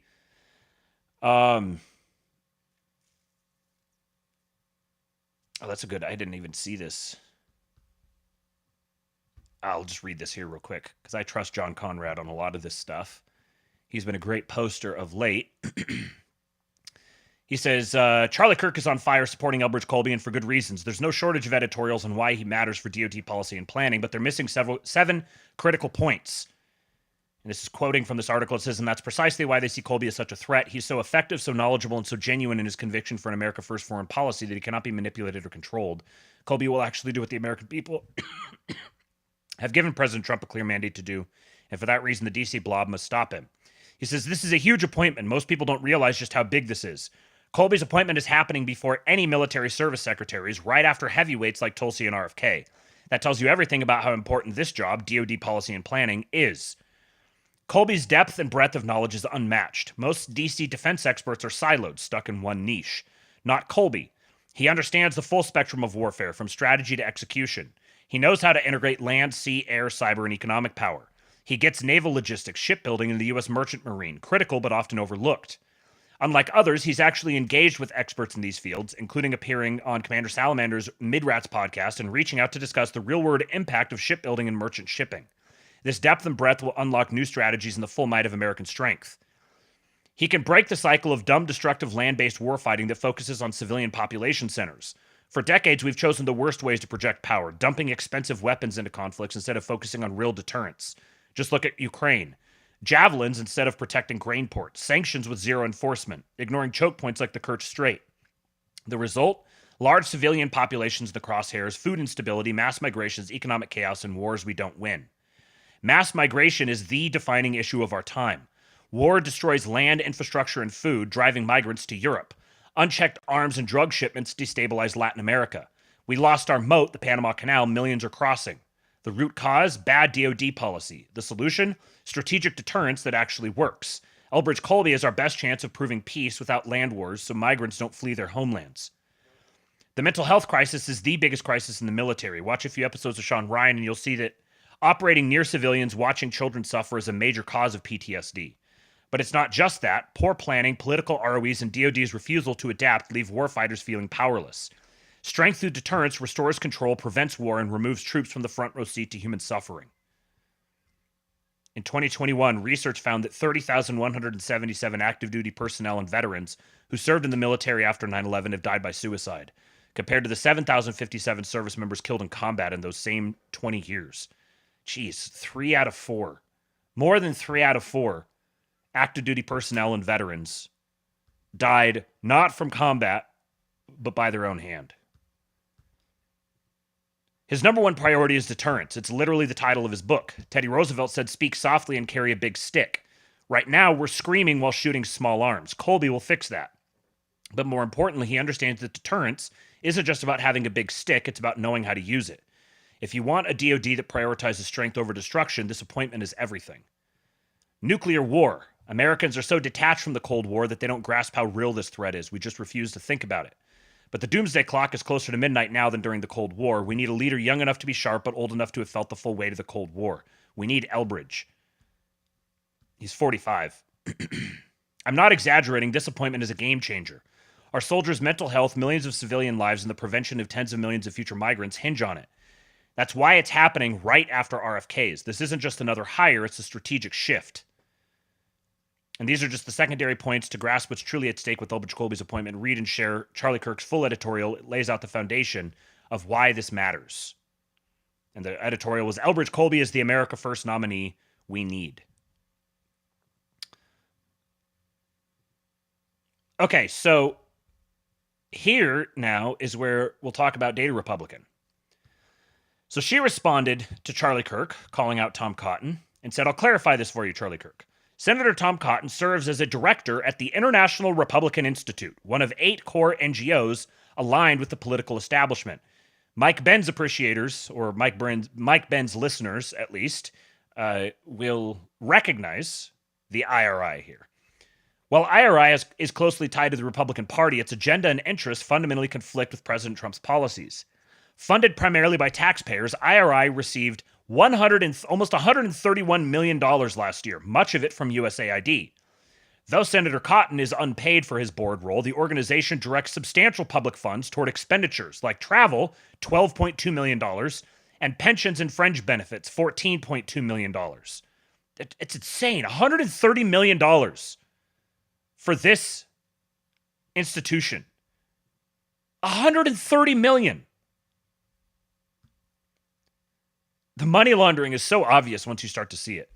As I've noted before, IRI has funded refugee resettlement through grants to the UN-affiliated International Organization for Migration and has backed other progressive initiatives. This IRI, again, is a quote-unquote Republican organization that is funding refugee resettlement. This is the John McCain organization. Anyone affiliated with IRI is advancing the interests of the global elite, not the priorities of U.S. citizens or Republican constituents, unless they choose to resign from the IRI.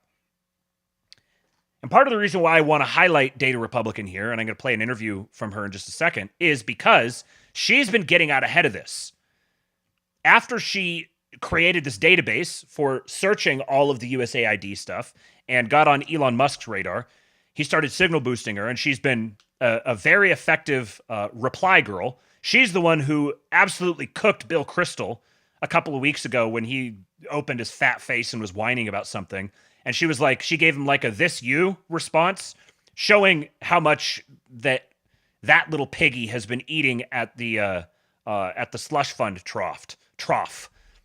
And she's been banging on about this for a little while now, which is very heartening to see, that USAID is not just a Democrat organization. The global NGO networks that are laundering money and promoting crime and facilitating mass migration and all these sorts of things is a joint uniparty organization. 10 million views on this. Here she lists all the key employees and officers. She's airing out every single one of them. Lindsey Graham is on here. Joni Ernst, Tom Cotton, U.S. Senator Dan Sullivan. Let's see, any other names I recognize? Daniel Twining, I recognize that name. It looks like maybe some judges. U.S. Representative Kay Granger. And she's been mapping out all of these connections of the way that the money flows. And then it's broken down by how many taxpayer funds are directly implicated, what their gross receipts are. Of all the people in the world, she's probably been the most responsible for making all of this whole grift network of all the NGOs and USAID. She's done some of the best work on actually making this visually consumable. her data viz stuff. Here's the schedule of expenditures of federal awards for the year ended September 30, 2023. And there's pass-throughs here. And a bunch of these all World Learning Grants, Pan American Development Foundation, International Organization for Migration. And she says, although IRI does not have a Schedule 1 on its 990, its audit is illuminating. It reports $38 million in salaries, $17.5 million in fringe benefits, $3 million in rent, and $12 million on travel. And what I really want to know here is, what do I have to do to get the king-pilled nonprofit signed up for some of this stuff? How do we get this money directed at our guys? And she says, additionally, like IRI, like its Democratic counterpart, does have housing allowances for its members. So if you're a member there, you may not get paid directly, but you might get a housing allowance. She says, copying and pasting for context, since Elon retweeted, no one is entirely good or entirely evil. We're all flawed. That's why I haven't criticized Rubio or Ernst solely for their involvement with the IRI. Even good people find themselves in compromising positions. Daniel from the Old Testament is a prime example. However, Washington, D.C. and the country as a whole are entangled in a web of corruption. The IRI itself is part of that corruption. If Tom Cotton is leading an effort to undermine Bridge, a figure unpopular among neoconservatives according to Wikipedia, that likely explains his motivation. That said, Tom Cotton can still redeem himself. At a minimum, he should stop opposing Trump's appointees and distance himself from any association with corruption. Actions speak louder than words. She's keeping the pressure on, and I appreciate her for it. So here is DataRepublican. This is going to be one of the more interesting interviews that you see because, well, I'm just going to play it and you'll understand why. The best job of mining the data because it's voluminous, connecting the dots and putting it together so that we can truly get a better grasp of exactly what our government has been doing to us and taking from us. The woman who helms that account joins us now. We want to do what we can to keep her identity. There she is. We want to keep her personal identity secure so that she is free from corporate media types who would love to do something to intimidate her so that she can't continue doing the yeoman's work, the Lord's work that she's doing. She's also deaf and nonverbal. So we're going to be speaking directly to her, but her answers will come to us through her translator as well. And I wanted to make sure we did this interview, first and foremost, just to say, well done, good and faithful servant. I mean, what you have done with this work the last few weeks has been nothing short of extraordinary. And so with over 70% of Americans still not having an X account, I want to make sure more of our audience is open to what you've been doing, but then also to get some ideas of what exactly this data means. So let's start with this. How about an introduction to our audience about your work? Tell us about yourself, what you do, and how you got into this. So yes, she is deaf, nonverbal, and autistic. We've got ourselves a true autist, a true female autist. They're rare, but we have found a beloved female autist, and she's deaf and nonverbal. Now it's funny. What like, since when did nonverbal, like, it used to be mute, like deaf and mute. Now it's deaf and nonverbal. Isn't she just mute? Interesting. Now it's funny, whoever they have that's doing the voice for her it's a little surreal to kind of watch this, and the person who's like translating for her, she's adding a whole bunch of emotion to it. It's not very often that you get a translation like this, or like an interpreter who speaks. Usually they just kind of passively relay the information, but she really gets some emotion into it. Her @ is DataRepublican.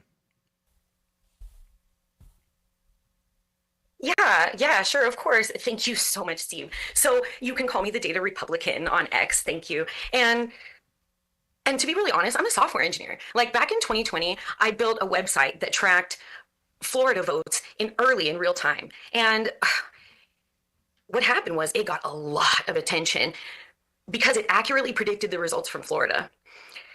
So anyway, now that we get to 2024, I mean, it's more prediction. And then when I started looking, I'm just one person, and I started looking, and now I saw the award database, and I was talking to people, and it just doesn't make sense. I was trying to read it, and in my experience, it makes the search in the award database I released it on the DataRepublican website, and it just makes the search a lot easier because it is really, really hard to search that database. So now my tool has become very popular and went absolutely viral. What led you to this particular investigation into USAID? And you kind of alluded to it a little bit, but do you have a background doing this kind of analysis in the political arena before? Yes, I do. Yes, I'm a deep specialist. I'm actually a database kernel engineer, and I also develop machine learning algorithms. And that really gives me a very strong understanding of what AI can and cannot do. So I've also done, before for many years, little political analysis here and there for politicians for many years, actually, but nothing even close to the scale that I've done in 2024 when I analyzed the predictions of all 50 states. So now the network of NGOs and government grants is incredibly complex. I mean, if we didn't have AI to make sense of this data, I think it would be really impossible to even find these things. And I think that's why we're all learning this for the first time, because we now have access to AI tools. If you could summarize the data you've been able to mine from USAID, if you could summarize it, what would you say it says as a summary? Well, it's really hard to summarize if I'm being honest with you, but it's really a soft power structure that was built around these 8 core NGOs with the NED, that's the National Endowment for Democracy, right? And that's really at the center. And it's an organization that President Trump just defunded. So originally, these 8 groups, they were created to counteract communism around the world. But now that communism is finished and after the Soviet Union collapse, they did not disband. Instead, they rebranded themselves as defenders of democracy. And they just expanded their power. And they literally became a government all to themselves. And now, not all U.S. aid funds actually flow through these 8 groups. It's not really like that. But these groups, they really control how much of the money is actually used. And in many ways, these 8 groups, they set up their own parallel government, really, one that operates outside direct control of taxpayers. And there's all these political figures, including Lindsey Graham and Donna Brazil and Tom Daschle. And the conflict of interest is, it's enormous. I mean, Congress allocates billions to these organizations, and they also direct that money. These same political insiders dictate how that money shapes the world. Can you provide us some of the more egregious examples that our audience maybe should know about what you're describing, but maybe they're not aware of them yet? I mean, everybody's heard about Politico, for example, but so maybe some other things that they should be aware of that they have not heard yet. Yeah. I mean, we've all heard about like the really weird USAID grants, like funding dance workshops in Wuhan, China, or like grants for grant writing, grants for grants. But what was the most just weird and disturbing thing for me was finding the existence of what I'm calling a true uniparty. The uniparty is real. Now, take the National Endowment for Democracy, for example. Trump just canceled it, right? It was designed originally to unite both the Republican and the Democratic Party against communism. But now it accidentally created a system where both parties operate together under the same umbrella. But at the same time, they're pretending to be opponents. So the International Republican Institute, the IRI, and the National Democratic Institute, the NDI, were meant to reflect partisan affiliations. They were meant to be separate. Yet they continue their power structure, and they're not transparent, and they're not taking responsibility. And they just say it's all to protect democracy, but really, democracy is now being challenged and it's having a problem because the power structure is outside of responsibility, and they routinely transfer funds between each other and finance the same programs. And they keep saying it's all to save democracy. And they just take all the money and they give it to themselves, billions in taxpayer money. Based on the dots you've connected here, Would you say this is just the tip of the iceberg when it comes to widespread corruption, grift, etc.?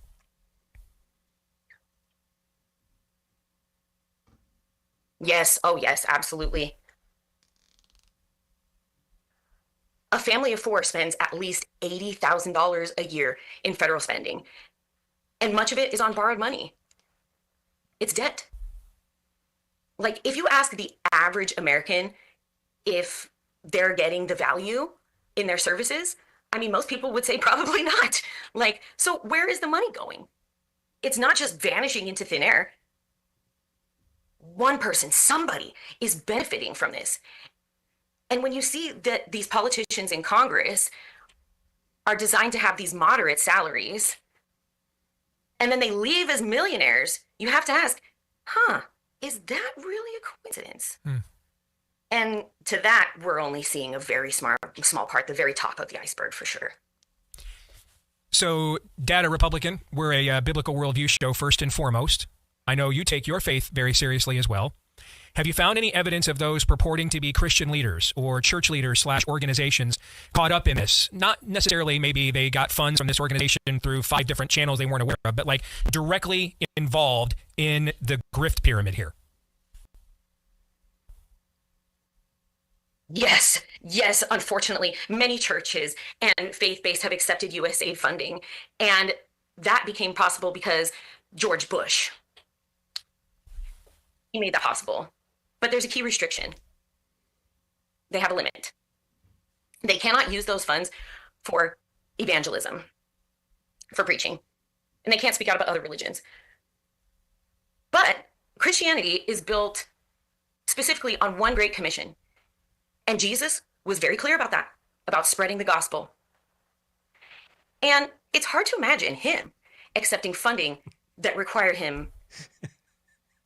Jesus to stay silent about faith. And then there's the other factor at play. Unlike other nonprofits, churches are not required to file a Form 990. And that means that there's less financial transparency.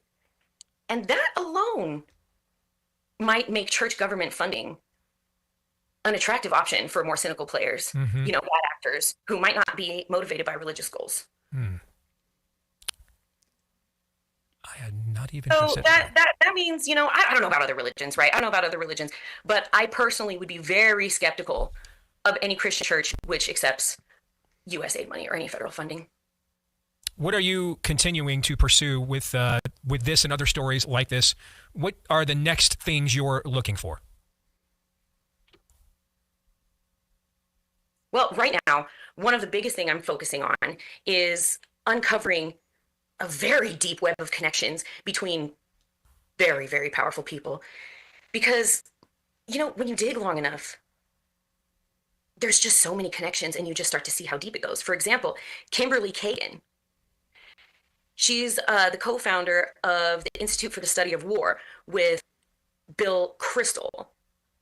So her brother, Robert Kagan, wrote a controversial article accused of encouraging Trump's assassination, really encouraging that. And Robert Kagan is married to Victoria Nuland, she's a key, very, she was very deep in U.S. foreign policy.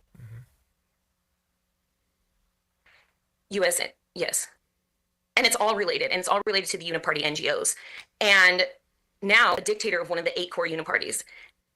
And these relationships transcend party lines. Just like George Carlin said, it's a big club and you're not in it. Right now, I'm working on an AI-driven project. It's a graph to map all these connections, make it easier for everyone to search and see how all these people are really connected together and where the money is going behind the scenes. I've got about 1 minute left here.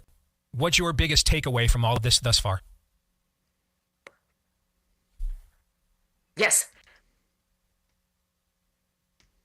We are the middle of the second American Revolution. I am not joking. The American public needs to engage and recognize that this is not about partisanship. In his first term, we need to be together. And and we have to get back together our country. This is not about parties. We should all be outraged. The system exists outside of our control, and we need to get it back. Incredible conversation, and you are doing incredible work. And thank you for joining us, taking a time out from that work. Hopefully we can shine an even brighter light on it to draw more people to it if they want to follow DataRepublican on X. It's where you want to go, DataRepublican on X. And again, sister, well done. Good and faithful servant. Keep it up. And we are certainly keeping up with your work. God bless. Thank you. She's also done an interview before this one with Nicole Shanahan, which is good and worth watching as well. And for those of you who know, she was absolutely dragging Will Stancil yesterday, I believe. All the days run together. It's either today or yesterday. So she is a. I'm very glad that we have our. Helen Keller wasn't real, but she is very much. We have got our deaf, mute, autist engineer who is on the case. And someone in here asked if she's one of the Doge boys, and she is not initially, but I believe she's been, if she hasn't been hired by Doge directly, I wouldn't be surprised if she is before long. Either that or she's going to be on someone's payroll. She's done very, very good work so far, and she's quite sharp. Here's a thread from her. She posted this in the Doge community. The illusion of globalism. J.D. Vance was correct to call out the hypocrisy of European bureaucrats. Politicians constantly preach democracy while pushing censorship, media control, and speech restrictions. Why? Because their version of democracy isn't about you. It's about them staying in power, and NGOs are a large part of that equation. I'll explain why below. She says globalism doesn't exist. It's feudalism. Forget nationalism versus globalism, that's a distraction. The Western world operates as a feudal system where a small ruling class, modern nobles, hoard power and fear being overthrown. In their minds, the U.S. isn't being governed by the three branches, legislative, executive, and judicial. That's just a facade. The real power structure looks very different. One where NGOs, bureaucrats, and institutional elites dictate policy from above. And she's got a breakdown here of the National Endowment for Democracy and CEPS, the Consortium for Elections and Political Process Strengthening, which, again, if you've been listening to the interviews that Mike Benz has done on Joe Rogan or on Tucker or on Sean Ryan, he's gone into all of these in detail. Now, the little rhetorical thing she's doing here where there's no globalism, it's feudalism. I kind of like this because it gets feudalism much more into the conversation and creates the a pretext for needing better feudalism. And I happen to be a feudalism believer. She says the ruling class doesn't care about your country. Crime, infrastructure, your standard of living, irrelevant to them. To the elite, all politics happen on the world stage through NGOs, foreign policy schemes, and multinational organizations. That's where their real power is. That's why they don't give a shit about Hurricane Helene victims, about inflation, or about the things that impact you.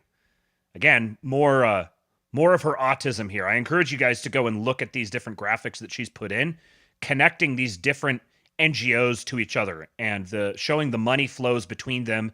And it's broken down by high taxpayer funds, medium taxpayer funds, and lower no taxpayer funds. And I'll add, where it says lower no taxpayer funds, that doesn't necessarily mean that they aren't getting, like, money is fungible.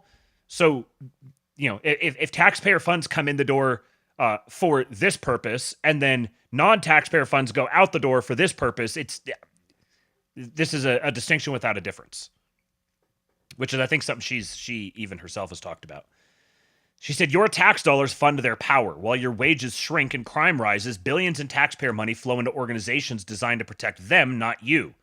They believe without their control, the West would collapse, so they focus on keeping their grip tight. Both parties are in on it. Elon Musk has accused Democrats of pushing mass illegal immigration to secure one-party rule. He's probably right, but Republicans are doing the same thing. The International Republican Institute, a GOP-backed NGO, also funds mass migration policy. And she's got some images here, bringing the receipts, listing off a bunch. And we saw a couple of these images earlier. Why do they push mass migration? Because a unified nation is a threat. A country with a strong identity can challenge the ruling class, so they work to dissolve national unity through open borders, cultural confusion, and erosion of local control. Nationalism, quote unquote, is not an ideology, it's just normal. The elite smear nationalism as right-wing extremism to make you reject it, but what does it actually mean? A government that prioritizes its own people. That's not radical, that's just how governance is supposed to work. You can have strong education, robust social programs, and economic security. None of that is right-wing. It's simply what a functioning nation does. The true enemy, oligarchs and parasites. This isn't about globalists versus nationalists. It's about a ruling class that feeds off the system while you suffer. They are not visionaries. They're not saviors. They're parasites. As 1 Timothy 6:10 says, for the love of money is the root of all kinds of evils. That is what drives them, not ideology, not justice, just raw greed. Wake up, speak out, and reject the illusion. So, again, her handle is just DataRepublican. Very proud. Powerful mutual. She's got 420,000 followers, and I think when I started following her, like, in, I don't know, August, maybe, she had maybe 40 or 50,000. She's absolutely blown up, and it's very good to see. Okay, 3 more things real quick. So, Margot Cleveland, I've mentioned her several times now, the senior legal correspondent from The Federalist. She's been updating, keeping a running update on all these different cases between the administration and all these judges. And this one was interesting. She says, finally, the Trump administration files a sworn declaration explaining what authority Elon Musk has and doesn't have. Relevant to this case below because blue state plaintiffs are arguing that Musk is making decisions. And I just wanted to mention this because, I guess, for your information, this is a declaration of Joshua Fisher. This is from State of New Mexico et al. Versus Elon Musk in his official capacity et al. I, Joshua Fisher, pursuant to the provisions of 28 U.S. Code, blah, blah, blah. I make these statements, blah, blah, blah. I'm the director of the Office of Administration. I have held that position since January 2025. In that capacity, I'm personally involved in the appointment of special government employees. I have personal knowledge of Mr. Elon Musk's employment status with the federal government. Mr. Musk is an employee of the White House office. He holds that position as a non-career special government employee, or SGE. In that job, Mr. Musk is a senior advisor to the president. It is not uncommon for the president to have senior advisors who are SGEs. For instance, Anita Dunn was an influential senior advisor to President Biden while serving as an SGE.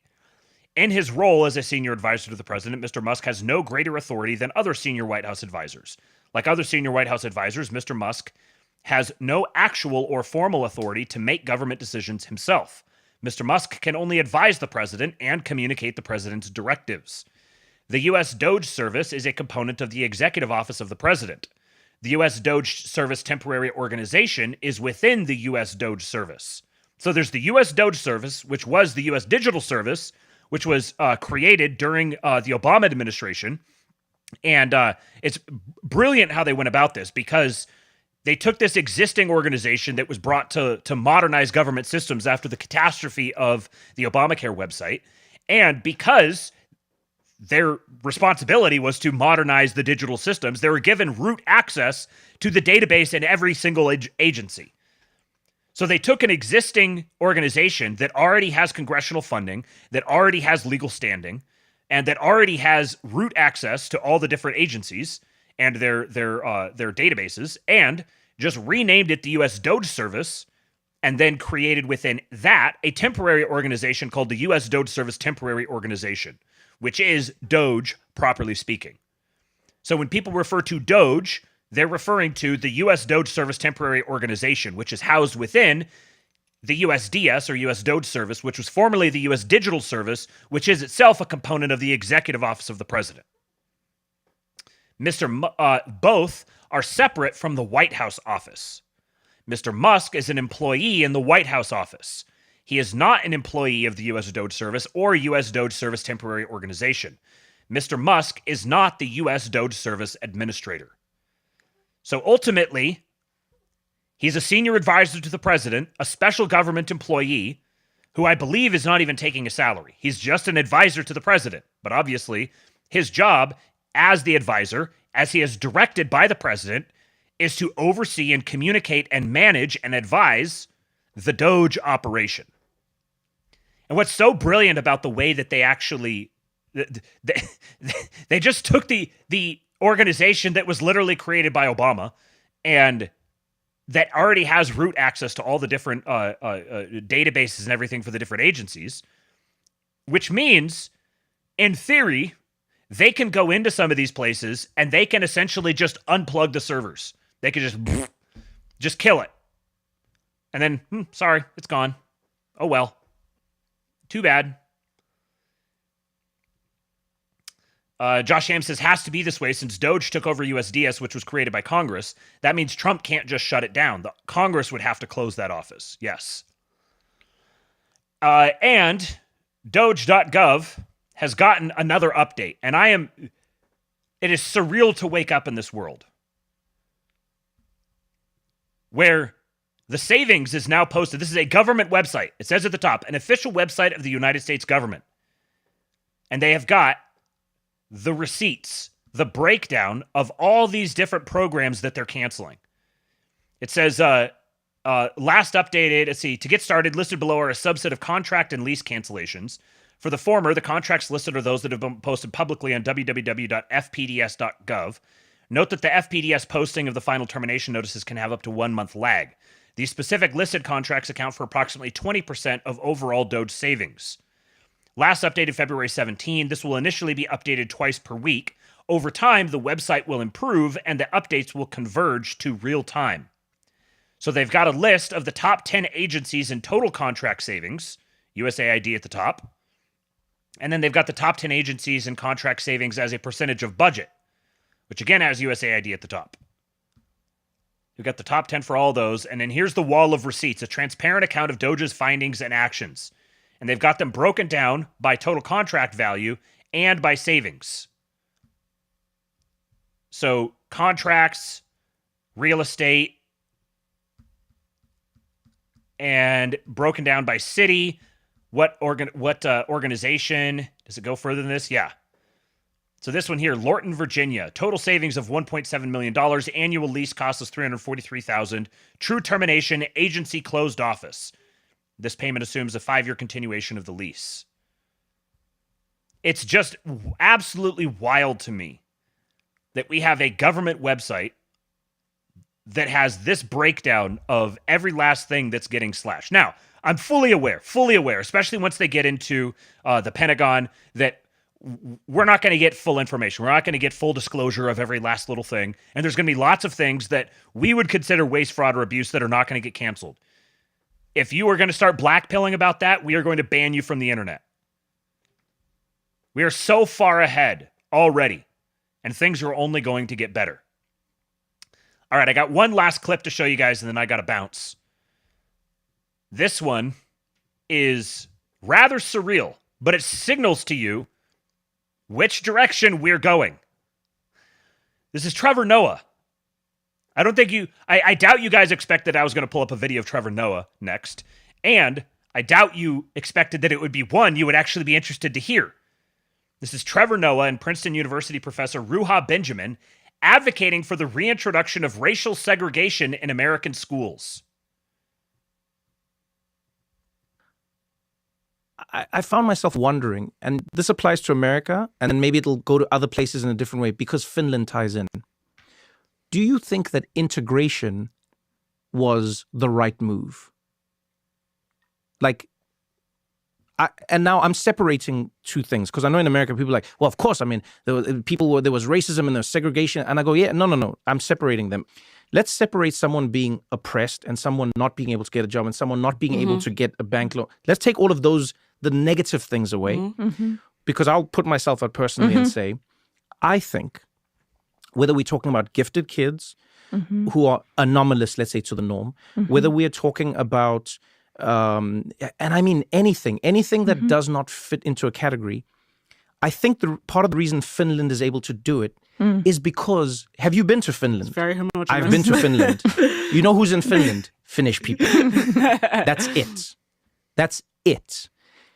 And because they're all Finnish, there's an idea of like, no, we all head in the same direction. We all know what our actions mean. And that's a really powerful thing I've learned in communicating with other people.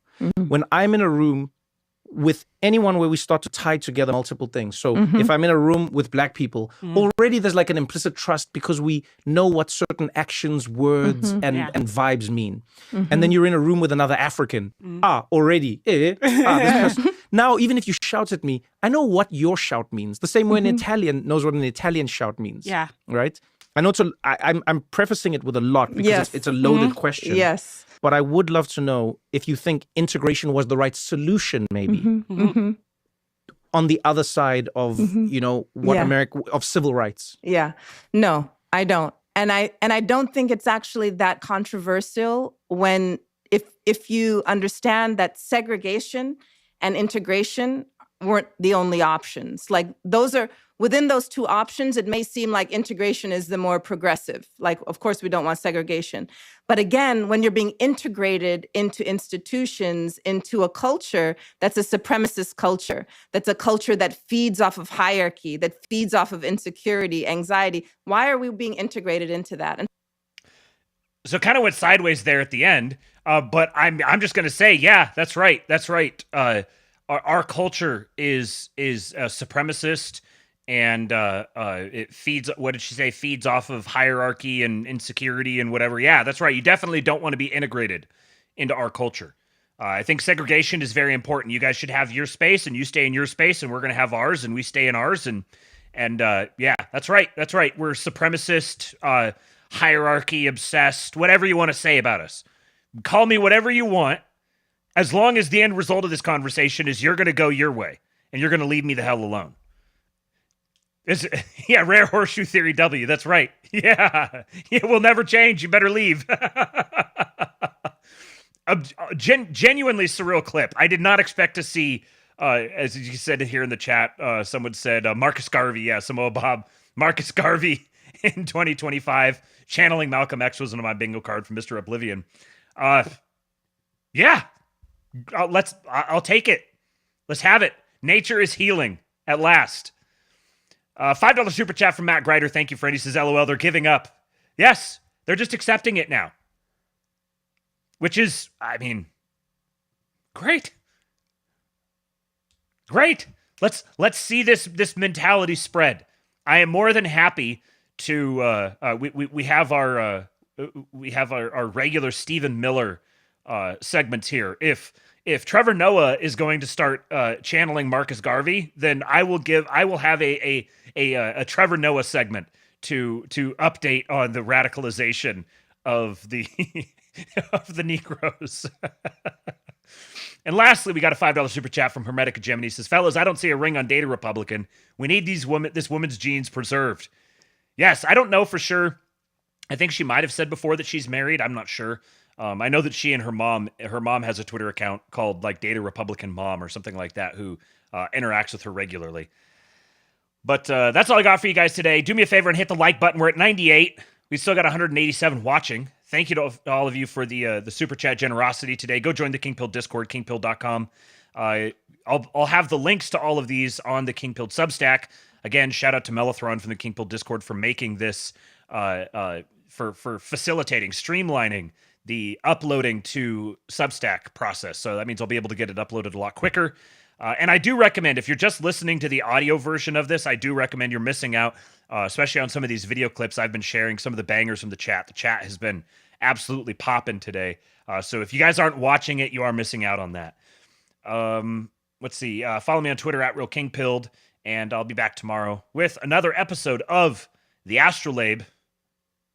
Until then, I'll give you Hulk. When they took a shot at my hero, and they tried to kill the next president of the United States, enough was enough. And I said, let Trumpomania run wild, brother. Let Trumpomania rule again. Let Trumpomania make America